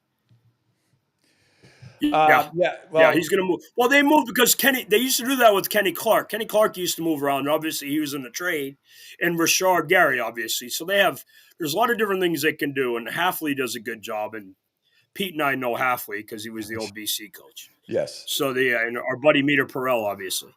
So no, it's gonna be interesting. By the way, my buddy, yes. you know Hector Longo, right? He texted me on Saturday, and Yes.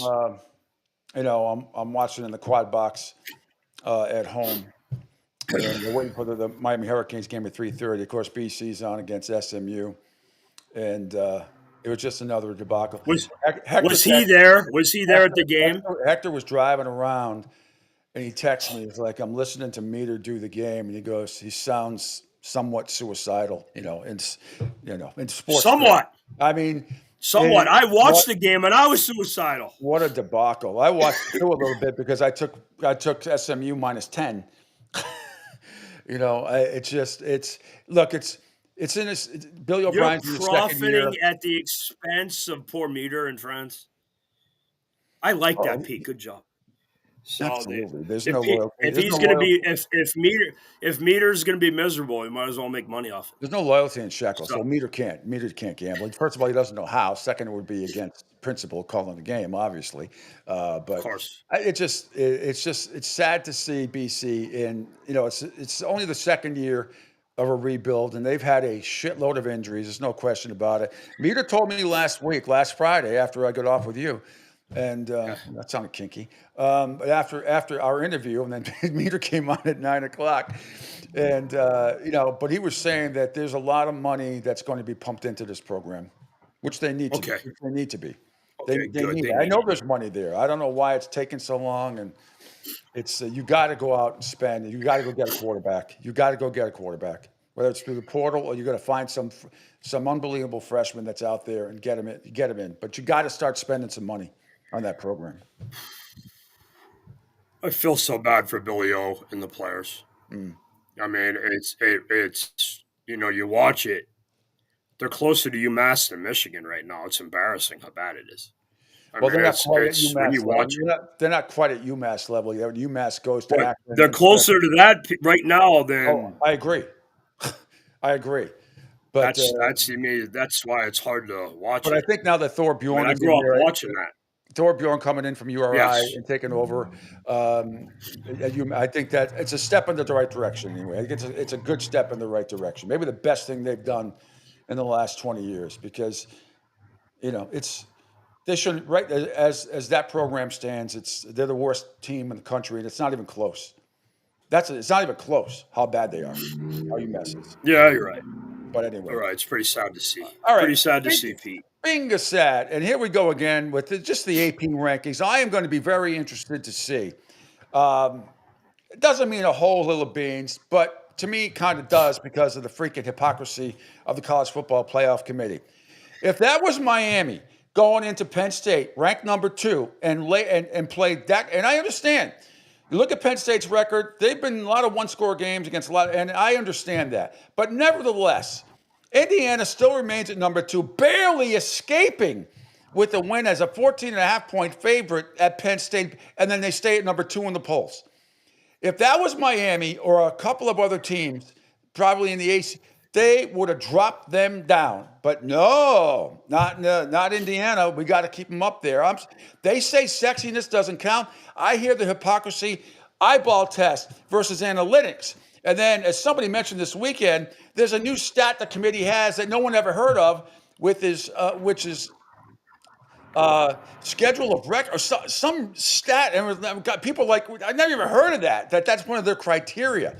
It is so screwed up right now. But Indiana is escaping with the win, and I tweeted this out. I'm not one of those that goes by sexiness of wins. I understand shit happens in the Big Ten, SEC, ACC. You got to play well, or you can be beat. We've seen it time and time again. Lower tier teams in the Big Ten or in the SEC or in the ACC, they go to some place and they lose, or sometimes they even lose at home.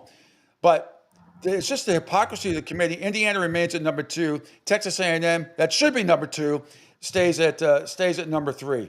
And then we'll find out tomorrow night more BS and more hypocrisy. I want to see if Indiana drops at all in the college football playoff rankings. I can't wait. Meanwhile, Texas is number 10, which is absolutely ridiculous. And Notre Dame moves up to 9 because they beat up on Navy. What a joke. Yep. Anywho. Well, this is what happens when you vote for things. I mean, have a 12 or 16 team playoffs, probably the best thing to go. So Yeah, well, it but is what it is. You need more college football coaches on that committee. There's only 3. You need more than that. That's a problem I have. Because I don't think enough of those people watch enough games. And if they're strictly going, they say it's the eyeball test for one team, it's a set of criteria for Notre Dame, and then it's another set of criteria for Miami or the ACC, which they've been shitting all over all year. And then it's another criteria for either Ohio State. They keep saying they keep wanting to apply certain standards, but their standards only apply to certain teams, and other teams it doesn't. That's the problem I have with it. No, it's pretty sad with how this thing goes and works. I don't know what to do with it. And, the Big Ten has its own problems with the USC and Michigan being against the capital investment thing. So that's going to all be coming out and coming down. So things are going to be really interesting in the next couple of years. Well, Notre Dame's at Pittsburgh this week. You guys are at Northwestern. At Wrigley Field. That's right, at Wrigley Field. That'll be something, huh? That'll be. And would you drive to that game? Would you go to that game? No, I'm not going to that. No. Yeah. I'm not going to sit out and freeze my tuchus off in that place. By the way, I just got a cold alert on my laptop because it's tomorrow morning here in Southwest Florida. It's going to be in the mid 40s. Cold alert. Oh, now it's going to warm that's up. Like 75. Yeah. Tomorrow's high is only 67 here, which for this time of year is almost a record low for here. You get that in December, but Pete, Mr. Lawley and I are going to come down there and punch you in the face. I'm not complaining. It's like 35 degrees here right now as I wake up. So we had snow flurries and slush. It was like a Slurpee storm this weekend. It was just ice and yeah, it wasn't really snow. It was like flurries because it wasn't cold enough, long enough for it to freeze. So it's like hitting and like the sun's out today. This is all going to melt, and by the middle of the week, it's going to be like 50 degrees. Well, it is interesting in the Big Ten, and things could still happen. Where now you're 21 ranked Michigan Wolverines, you still could end up possibly. You need Indiana to lose somewhere along the way. You need some help, but you could still end up possibly in the Big Ten championship. Well, I'm going to give you a scenario right now that I discussed with a couple of my friends yesterday. Remember, Michigan has 2 losses. One of them is non-conference. USC has 2 losses. One of them is non-conference. Michigan, suppose we beat Ohio State, which we will. But we'll be tied with USC if USC wins. If we win out and USC wins out, I think USC goes to the game. They do because they beat you heads up. They beat us. Although I don't know with this committee, Jay. I don't know. No, I know. You're right. With the football committee. There you go. Notre Dame wouldn't be 8 spots ahead of Miami in the college football playoff poll, even though they had a better schedule and beat 3 ranked teams. But they're ranked and a Florida team that they demolished that also beat Texas, which is now ranked 10th. I swear to God, I'm gonna popsicle headache. My mind's gonna explode. Well, you need to understand all these tie-ins because when you see Joel Klatt up there talking, and he's got sponsored by The Graduate, which Arch Manning's dad owns, by the way. That's his company, that hotel company. That's one of his businesses, The Graduate. So when Joel Klatt's doing the game or saying this, and it's just the way things are. Listen. One of my college roommate's son is the quarterback of Notre Dame. So I'm getting mad at you and you say bad things about Notre Dame, but that's okay. Yeah. But it's just the way the world is. I'm not. No, he's good. He's good. That's to do with the committee. Oh, I know. And the hypocrisy when they talk about Notre Dame. It's stupid. Yeah, Notre Dame makes them money. That's why they talk about them. Yeah. Well, if they lose to Pittsburgh, that'll be 3 losses and they're done. They will not be in the college football playoff. There's nothing that will change my mind unless 4 or 5 other teams lose the next 2 games. That's not so. I wonder about Narduzzi leaving and being the Michigan State coach. Yeah, so I could absolutely see happening. That's a good call by you. That's a great call by you. That could absolutely happen.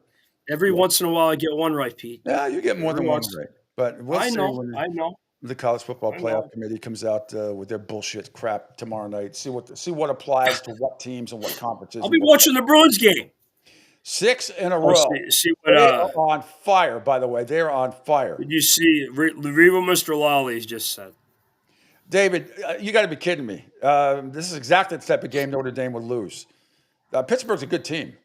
What do you think? They're going to Now go remember, in? Mr. Lawley's son used to pitch at Notre Dame, and he part of the coaching change. I understand the loyalty. Part of the coaching change. Don't say, David, there's zero chance, because that's foolish.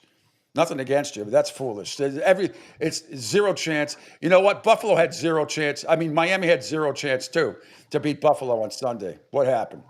This is not like some shitty Pittsburgh team. It's a good Pittsburgh team. And I haven't seen him play. I know they killed BC. I know they killed BC. Notre Dame fans are doing poopy pants this week because they know if they lose to Pittsburgh, they're done. They're done.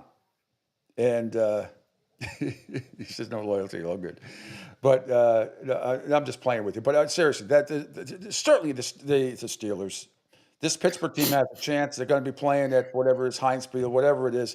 And I'm sure there's going to be a ton of Notre Dame fans there too, because that's just the type of scenario it would be. That should be a hell of a game. That should be one of the best games of the day. So if Pittsburgh wins that game, I'm not going to be surprised.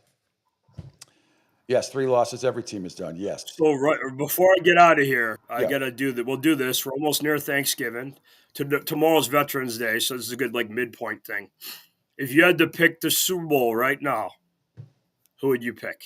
I'm still going with the Rams as my pick at the beginning of the season. And the AFC to me is wide open because I picked the Ravens at the beginning of the season, the Ravens and the Rams. So did I. I picked the Patriots to make a playoff team, to be a playoff team. I think it's wide open in the AFC. I think it's wide open. Seattle's obviously looking excellent right now, but my Super Bowl pick at the beginning of the season was Baltimore and the Rams. But certainly New England is playing as well as anybody right now, and they're just gaining more confidence. So I don't know. Mr. Lawley says the Rams and the Chiefs. That's interesting. I had the Ravens and the Lions. Mm-hmm. I'm going to stick with mine.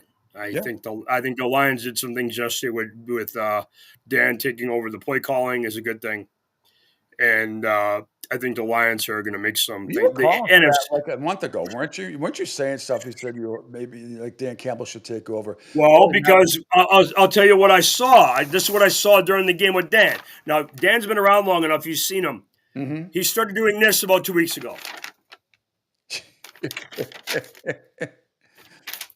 He's like when the fourth down would happen and something would go wrong, he would do this. That was, and I said, I wonder, because remember, I've been around some things and been around some staffs and been on some situations and been around things. I have a good feel for when actions are going to happen. By the way, Dan's done this before a couple other times. So but not with him becoming a play caller. He had his first offense coordinator was Anthony Lynn. He moved up to him after 1 year, and then he brought in Ben Johnson, got elevated, who he had a relationship with going back to Miami when Ben was the tight ends coach. By the way, Ben Johnson's doing a great job with the Bears. Yeah, but that was it's funny because you got Mr. Lawley talking on here, and one of the things I got him and David, his son, and I got Sienna, who's my bartender at Pizza House and Garage Bar. They're all Packers fans. One of the things that's really interesting in the NFC North is for the first time in forever, I think they all have good coaches, and I think their quarterback situations are equitable or pretty interesting. I know JJ had a rough day yesterday, but he's pretty good. Jordan Love's good. I think Caleb Williams has kind of turned the corner, and Jared Goff's what he is, which means I'm going to yell and swear about him every other week. Yeah, but he's still very good. He still is very good.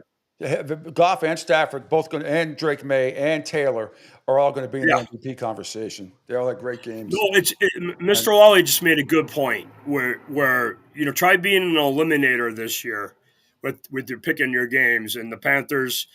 Panthers going to beat Green Bay, and then they stink yesterday, as you just said. Yeah. J-Man, Mr. L does not like David. You do not like Matt LaFleur. I did not know that. I just learned something. Your defensive coordinator's good. Your defensive coordinator's good, Mr. L. There you go. All right, Jay, you the man. Thank you so much. We'll talk at the end of the week. Goodbye. Friday, we'll talk to you, buddy, and everybody have a good start of the week. Enjoy the game tonight. Angel, good luck, and happy Veterans Day to all the vets tomorrow. Angel, thanks, Jay Flanley from Bees World. Just like that. We'll talk to you later, buddy. Bye-bye. Angel, we're going to take a quick break here, and then we'll come back, okay? And talk to you. I got to run out of here for a second. All right. Be right back here at the Pete Sheppard Show, the Coastal Sports Digital Network. Hi, folks. This is Gerard Moynihan of Moynihan Lumber, and I would like you to know that our company has been selling Anderson windows for over 60 years. See the complete line of Anderson windows at any of our 3 locations in North Reading, Beverly, or in Plastown, New Hampshire, or at MoynihanLumber.com. Hey everybody, it's Pete Sheppard from the Coastal Sports Network. Want to tell you about my good friend Lou DiMuzio and his company. Lou is the president and founder of Ace Technology Advisors. They're big-time tech specialists. At ATA, they're able to craft, implement, and manage the best and most appropriate solution for your business. They leverage their industry-leading experience and their portfolio of technology partners to improve your best practices and infrastructure. So you can get a hold of them at 888-599-4223. That's 888-599-4223. Check them out on their webpage, www.acetechadvisors.com. That's www.acetechadvisors.com. Or you can email them, sales@acetechadvisors.com. Check out my friend Lou DiMuzio and Ace Technology Advisors. Right now, our country feels divided, but there's a place where people are coming together. I gotta tell you, I was nervous to talk to someone so different than me. Me too, but I'm glad we are. Love Has No Labels and One Small Step are helping people with different political views, beliefs, and life experiences come together through conversation, and it feels good. Wow, your story is so... Interesting? Yeah. When people actually sit down, talk, and listen to one another, they can break down boundaries and connect as human beings. At lovehasnolabels.com/onesmallstep, you can listen to amazing, life-changing conversations and find simple tools to start a conversation of your own. I know one thing. This conversation gives me hope. It gives me a lot of hope, too. Take a step toward bringing our country and your community together by having the courage to start a conversation at lovehasnolabels.com/onesmallstep. A message from StoryCorps, Love Has No Labels, and the Ad Council. People do some pretty cool things in their 40s and 50s. Why should saving for retirement be any different? I mean, they go back to college, learn new instruments, start skateboarding. Whoa! Okay, maybe that one's not for everybody, but saving for retirement is. With aceyourretirement.org, you can get on track with your retirement savings no matter your age. Just have a 3-minute chat with Avo, the friendly digital retirement coach from AARP. You'll get personalized recommendations based on your input that are easy to understand and work with your lifestyle. It's quick, easy, and free. Plus, it's sponsored by AARP, so you know they got your back. Woohoo! Gnarly move, Dad. Thanks, sweetie. So wherever you are in your retirement savings journey, head to aceyourretirement.org and start chatting with Avo today. That's aceyourretirement.org. A message from AARP and the Ad Council. Adopt US Kids presents What to Expect When You're Expecting. A teenager. Learning the lingo. Today I'm going to help parents translate teen slang. Now, when a teen says something is on fleek, it's exactly like saying, that's rad. It simply means that something is awesome or cool. Another one is totes. It's exactly like saying, totally, just shorter. As in, I totes love going to the mall with Becca. Another word you might hear is jelly. Jelly is a shorter, better way to say jealous. As in, Chloe, I am like so jelly of your unicorn phone case. You don't have to speak teen to be a perfect parent. Thousands of teens in foster care will think you're, rad just the same. To learn more, visit adoptuskids.org. A public service announcement brought to you by the U.S. Department of Health and Human Services, Adopt U.S. Kids, and the Ad Council.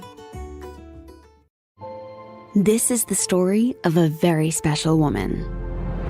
In a matter of seconds, she turned herself into a great mathematician or an entrepreneur. Her knowledge was limitless and still is. She could also make monsters disappear, especially those that lurked in the shadows under the bed. Once, this woman put back together a teenage girl's broken heart, which had been shattered in 1,000 pieces, just by giving her a bear hug. She masqueraded as a regular person at work, but as a superhero at home. Everyone knows her as Gabriella. I still call her Mom. Your hero needs you now, and AARP is here to help. Find the care guides you need to help, complete with tips and resources at aarp.org/caregiving. A public service announcement brought to you by AARP and the Ad Council. You're listening to The Pete Sheppard Show. Well, good morning, everyone. Pete should be coming back here momentarily. Thank you all for tuning in. It is 8:45 here on the East Coast, of course, down here in Florida. We are going to get ready for some chilly, unusual temperatures down here in November. Tomorrow is supposed to be 31 degrees. I know Pete mentioned it was going to be 45 where he lives in Fort Myers. Here in Tampa, we're supposed to wake up to 31 degrees, and even Tuesday into Wednesday morning, it's supposed to be even colder before we get to the 80s back by the end of the week. So those all over the U.S., minus I think some of the folks in the West, hopefully it's not too cold, but we were due, I guess, for some cold air. But nonetheless, thank you all for watching Pete Sheppard Show, as Pete is back coming up on the mic. And lots of games yesterday, which Pete had talked about and mentioned. So thank you for those in the Washington games. But one thing I will say this morning there, Senor Peter, and good morning. Oh, my God. You had mentioned the Bruins as the hottest team in the NHL. It is the Tampa Bay Lightning at 7 games in a row, 7 out of 8. I should have classified one of the hottest teams in the NHL, yes. You're right. They're both peaking, they're both playing excellent hockey right now, which is great. They sure are. Love to see it. Anyway, Angel, before I forget, I want to say happy Veterans Day tomorrow. We won't have a show tomorrow. We'll be back on Wednesday. And as you know, it's another extra special day for me because it would have been my parents' 65th wedding anniversary. They were married on a Friday, actually, on Veterans Day in 1960. And they're both no longer here, but Mama Lucia, Papa Pete, happy heavenly anniversary tomorrow. But thanks to you, Angel, for your service. For those who have served and to those who will serve, we salute all the men and women in this great country of ours. So it's fantastic. Now, you excited for this game tonight? Yeah, I'm really excited. That's why I wasn't here this morning. I had to go take Jalen down to Green Bay to make sure he arrived safely, so he was good. No, I'm excited. I want to see. It's going to be a good test for the Eagles against Green Bay. The cold, that stuff, it really doesn't matter. Eagles playing cold weather, so does Green Bay, so on and so forth. So I don't even want to hear the excuse for people on that behalf. But Jordan Love, Green Bay, Micah Parsons. I mean, I am expecting a good, solid defensive game from both sides. But yeah, I want to see how much Jordan is going to go against this banged up secondary, for the Eagles. And I know that Howie made some magic happen to make sure the Eagles are set up for success going here forward as we wait for the other guys to get healed. But it's just going to be a good test. It'll be a really good test for the Eagles. That's what Saquon Barkley does against that front seven. Yep. Should be really interesting. And, this is I know it's an old cliche, but this is going to be one of those games. Whoever doesn't commit the late turnover is going to win. I think it's going to be a field goal game. I think it might even go over. I think we're going to go right down to the wire. I think this is going to be like 20-20. Watch it be like 40-40. But I think it'll be like, 20-20. This is like 24-21, something like that, 23-20. And depending on how severe the weather is, whatever, but we'll see.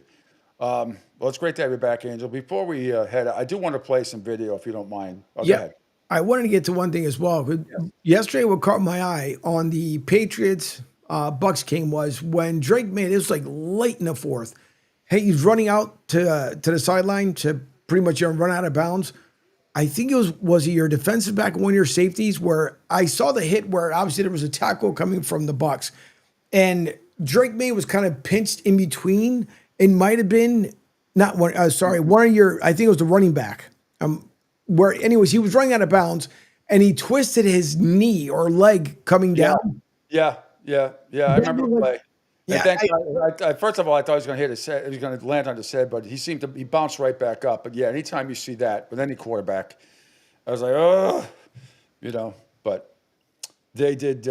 They made more plays. That was an unbelievable, great win yesterday by the Patriots. They played really well. And I'm going to play video highlights right now, right in a row. Starting with the Flash, the new Flash, Kyle Williams. Been waiting for this all year. Right underneath there. I'm going to play all the highlights in a row. I just want you to watch the afterburners that he puts on. This is right at the end of the first quarter that tied the game at 7. Final seconds of the first quarter. They fake it to Henderson. Tony, you're right. Going down the field. They've got the big play. There he goes. Running down the sideline is Williams. Williams, the rookie, has the touchdown. Now, we saw him do that at Washington State so much. We've been waiting for him to run the correct routes this year. He doesn't have a lot of catches. He only had 2 yesterday, or one big one yesterday. But hopefully, sometimes, injuries can be a blessing in disguise. So Booty not being there at the receiver, not to mention Ramondre Stevenson, but 2 of the other rookies stepped up, Travion Henderson and obviously Kyle Williams. All right, now underneath this, the game is 10-7 Tampa Bay. Right as we approach the end of the first half. What a play. What great clock management by Mike Vrabel, and what a great throw and catch from May to Stephon Diggs. Jim quickly. Looking that way, throws it, end zone. Diggs, did he get the feet down? Yes, he did. Touchdown, New England. Jim quickly. Yeah, I love Dave Portnoy up there from Barstool Sports in the box. There were about 30 to 35%, from my understanding, of Patriot fans there. And most of my friends that live around here in Fort Myers all went to the game. I got invited, didn't go. Okay, now underneath that, with the Patriots up now 14-10, here comes Travion Henderson. Talk about afterburners once again. The first drives of the second half. Here's Henderson up ahead and taken off. He might not be caught inside the 20, the 10, and the rookie takes it home for the touchdown. The first drives of the second. That woman, Angel, right there to her son. Here's that Henderson went viral. up ahead and taken off. He might not be caught inside the 20, the 10, and the rookie takes it home for the touchdown. I'm going to assume that's the mom, and this went viral. She just turns to her son and goes, "Holy shit." Go ahead, see if you see it. She turns to her son. The first. Yeah, she goes, "Holy shit." Unbelievable. So now there is a 21-10 Patriots, and then they ice it here. They're up 21-16. Drake had thrown that interception in the end zone to close out the game. But another great stop by the Patriots, and then they get the ball back, and here comes the clincher. Once again, Monsieur Henderson. Viva Ohio State. Then they've ran it every time, and they do it again. They toss it. I didn't love it. Henderson got away. Love it. He's got a chance to show off that speed. Henderson breaks a second one for a touchdown. Oh my gosh. He looked over at the coaching staff to say, should I go in to score or should I not? Should I go down? Then they've ran it every time. Great stuff. Great stuff right there. And that was great situational football and great mindset by a rookie, because a lot of veterans don't even think that way sometimes. Looking over right now, Drake May's telling him to drop, and Vrabel's telling him, go ahead and score. Now, they gave up the garbage touchdown at the end. That meant nothing, and then the onside kick went right to Diggs. He made a great play. But the Patriots go on to win 7 in a row. Real deal. They are 8-2. Tampa Bay falls to 6-3. And since the Buffalo Bills laid a gigantic dingleberry at Hard Rock yesterday, took them to the fourth quarter to score against that pathetic Charlie Brown coach team. It's going to be really interesting to see what kind of character the Bills have back at home against a tough loss by the Bucs. They're on the road, in a tough environment, don't know what the weather's going to be, and see if the Buffalo Bills can rebound. Because you talk about a team that played right into the hands of the Dolphins on a quote-unquote trap game. They beat Kansas City at home for the 5th time in 6 tries in the regular season for Josh Allen, and then they go lay an egg like that. It's one thing to lose to a Miami or to lose to one of the worst teams in the league, but to lay an egg for that team to think they were just going to show up and be handed the game, that's how they played. That's why you lose. That's why you lose. But that was the one of the worst losses of the year for any team at any time. That was terrible. And now they're a game and a half behind the Patriots. Might as well be two because the Patriots already beat them once. And the Buffalo Bills are going to be, hey, what's up, Trevor? Thanks for all the cuts, by the way, my man from WQAM in Miami. All right, Angel. I was going to do, let me see. I heard, by the way, as you're looking for your next stuff, the cut you played by McDaniels. This dude is just, I can't. Even when he wins, Yeah. Even when he wins, can't stand it. Absolutely cannot stand it. I was going to do an NHL NBA rundown, but your Sixers lost last night to Detroit, 111-108. By the way, big game tomorrow night, and BC Celtics and the at Philadelphia tomorrow night should be a good one. Correct. Now, did Joel Embiid play last night? I don't know. Let me see. Did he play? Listen, I told you I'm a part-time fan. When that clown hits the court, I'm an Orlando Magic fan. When he's off the court, I'll go back to being a Sixers fan. Plus, I'm tired of the owner. And all I care about is my Commanders. I don't care about my Sixers anymore. Okay, good. Well, Neither do I. Maxey had 23, 4, and 7 last night. No, Embiid did not play. That's right. No. That was a bum contract. I don't know what the hell the Sixers were. The most part-time NBA player that's ever played in the freaking game. And then, anyways. When he's been in there, I'm sure they're resting him for tomorrow night when they play the Celtics, which should be. Sure. The Celtics split their 2 games Friday and Sunday. They lost Friday in Orlando. They won last night. Nice win. They're 5-6 now. The Bruins are on fire, as are the Tampa Bay Lightning as well. All right, Angel. Before we end this, because I'm not going to go through the NHL NBA. It's one of those days, and it's Veterans Day Eve basically. So I want you to start your. I don't know what you have planned, but again, thank you personally for your service and all the veterans out there currently serving and who are about to serve and past veterans as well. Obviously, it's keep fighting for this great country of ours. Yep. Nope. You're welcome. And one thing I will say, don't forget, because of us, those who serve, those who continue to serve, and as you mentioned just now, those who are willing to serve, because of us is why you guys are able to do what you do. And we protect this great nation because we love our nation. I personally love America, and just thank a veteran when you see one, because again, for the opinions, all the stuff that goes on in this world, it's because you have veterans like us that are willing to protect our great nation so people don't come in here and run it amok and especially try to attack us as has been done for in the past. So whenever you see a veteran, thank them, and thank you, Pete, and thank your mom and dad too for their anniversary up in heaven, and hopefully they're having a great time and dancing around and parading and doing all the good fun stuff that you can do on Veterans Day, especially on the anniversary. Before we go, we have a Josh Prey video, Angel. We could scroll down, and I thought he would do something. The Gators just humiliated themselves on Saturday night in Kentucky. DJ Lagway got benched. He threw 4 interceptions. What a horrible, horrible loss by the Gators to a very mediocre to not so great Kentucky team, a team that they never used to lose to. They won like 34 straight at one time or some ridiculous number before a few years ago. Anyway, we'll end this on a funny note today, and then no show tomorrow because of Veterans Day, and then we will be back on Wednesday, Thursday, and Friday with full shows, some great guests, and some stuff lined up for you. So here's just Josh Prey, our local comedian here in Southwest Florida from Immokalee and Naples. Usually has rants about the Gators, and he's in front of churches, or he's in front of a Denny's, or he's in front of a cremation thing because it's always woe is me. But here's a great one. Now that we're sort of in the holiday spirit, some. This is Josh Prey. My white friends always gone crazy at Christmas. Oh, jeez Louise. This should be good. And I'm going to talk about things white people do during Christmas season. Let's get it. 5 things white folks do during the holidays. 5.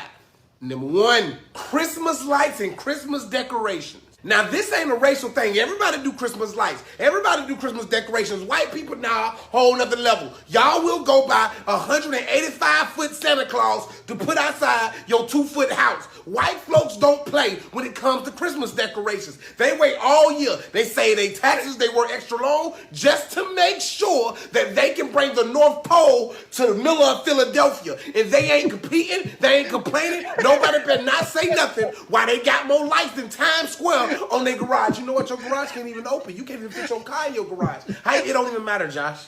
Because this year I did 14,000 lights on that one palm tree. What palm tree, Mike? Mike, what palm tree? Number 2, white people go drink the hell out of some eggnog. Growing up watching Home Alone and all the Christmas movies, I couldn't wait to become an adult to drink eggnog and take eggnog because it looked so delicious. Then I got grown and I drank eggnog. I thought I was drinking snot all my life. White folks will drink some eggnog. They will spike the eggnog. I'm not talking about regular spiking the eggnog. I'm talking about like moonshine and pepper and a foot and an evil Chucky voodoo doll. Whatever to get that eggnog drunk and tipsy, white folks gonna do it. On a holiday, go to your white friend's house, open up their refrigerator. You gonna see some milk, you gonna see some mayonnaise, you gonna see a half a bottle of mustard, and you gonna see some eggnog. And when you grab the eggnog, they gonna give you that, "Here's Johnny" type smile. Number 3, a real Christmas tree. I am in Florida. There is no way you can go chop down a Christmas tree and bring it into your house because I am in Florida. Lowe's and Home Depot and Walmart, Moo Mart, has real Christmas trees outside for sale. White folks will pass all the fake Christmas tree that you can bend, breathe, scratch, do the robot with, be the Tin Man from the Wizard of Oz. They want a real tree. They want that real smell. They want to water it. They want to nurture it. They want to take care of it. You can tell your white buddies that Christmas tree is cursed, bro. Mike, don't get that Christmas tree, dog. It's cursed, dog. They say it brings you 126 years of bad luck. By the time you finish your sentence, they are putting their Christmas tree up in their house, and they dope because they from Florida. They putting a black Santa on top of the tree.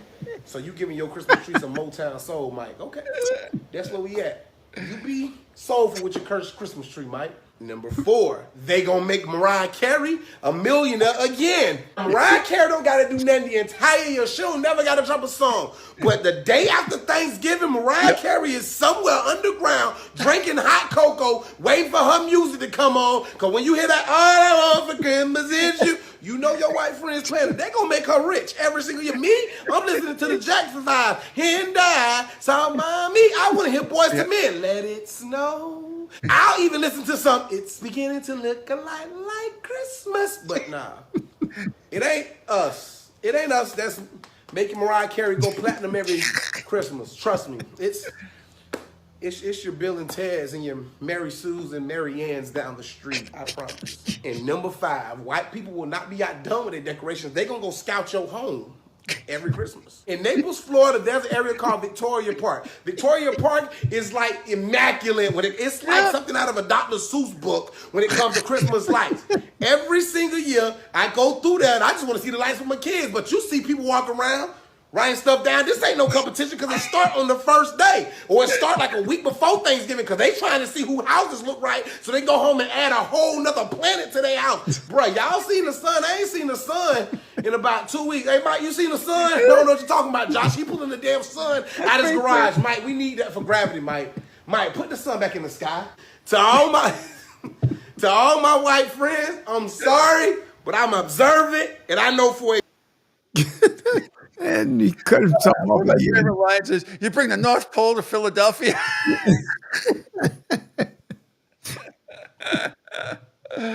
Oh, he is a pisser. He is unbelievably funny from Naples, Florida. Unbelievable. Originally from Immokalee, but lives in Naples. And, where he says he can't afford to die in Naples.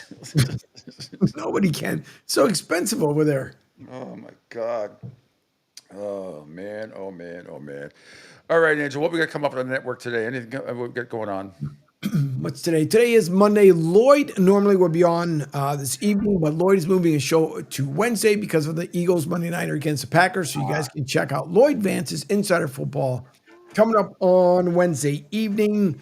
I'm not too sure. I think as far as tomorrow, Duncan Dad will probably be on from 1 to 2, unless he's got something going on. But the rest of us will be off until Wednesday. All right, Angel, awesome stuff. Thanks for joining us for a little bit, and thank you for your service again. To all the veterans out there, thank all of you for your service. Love you all.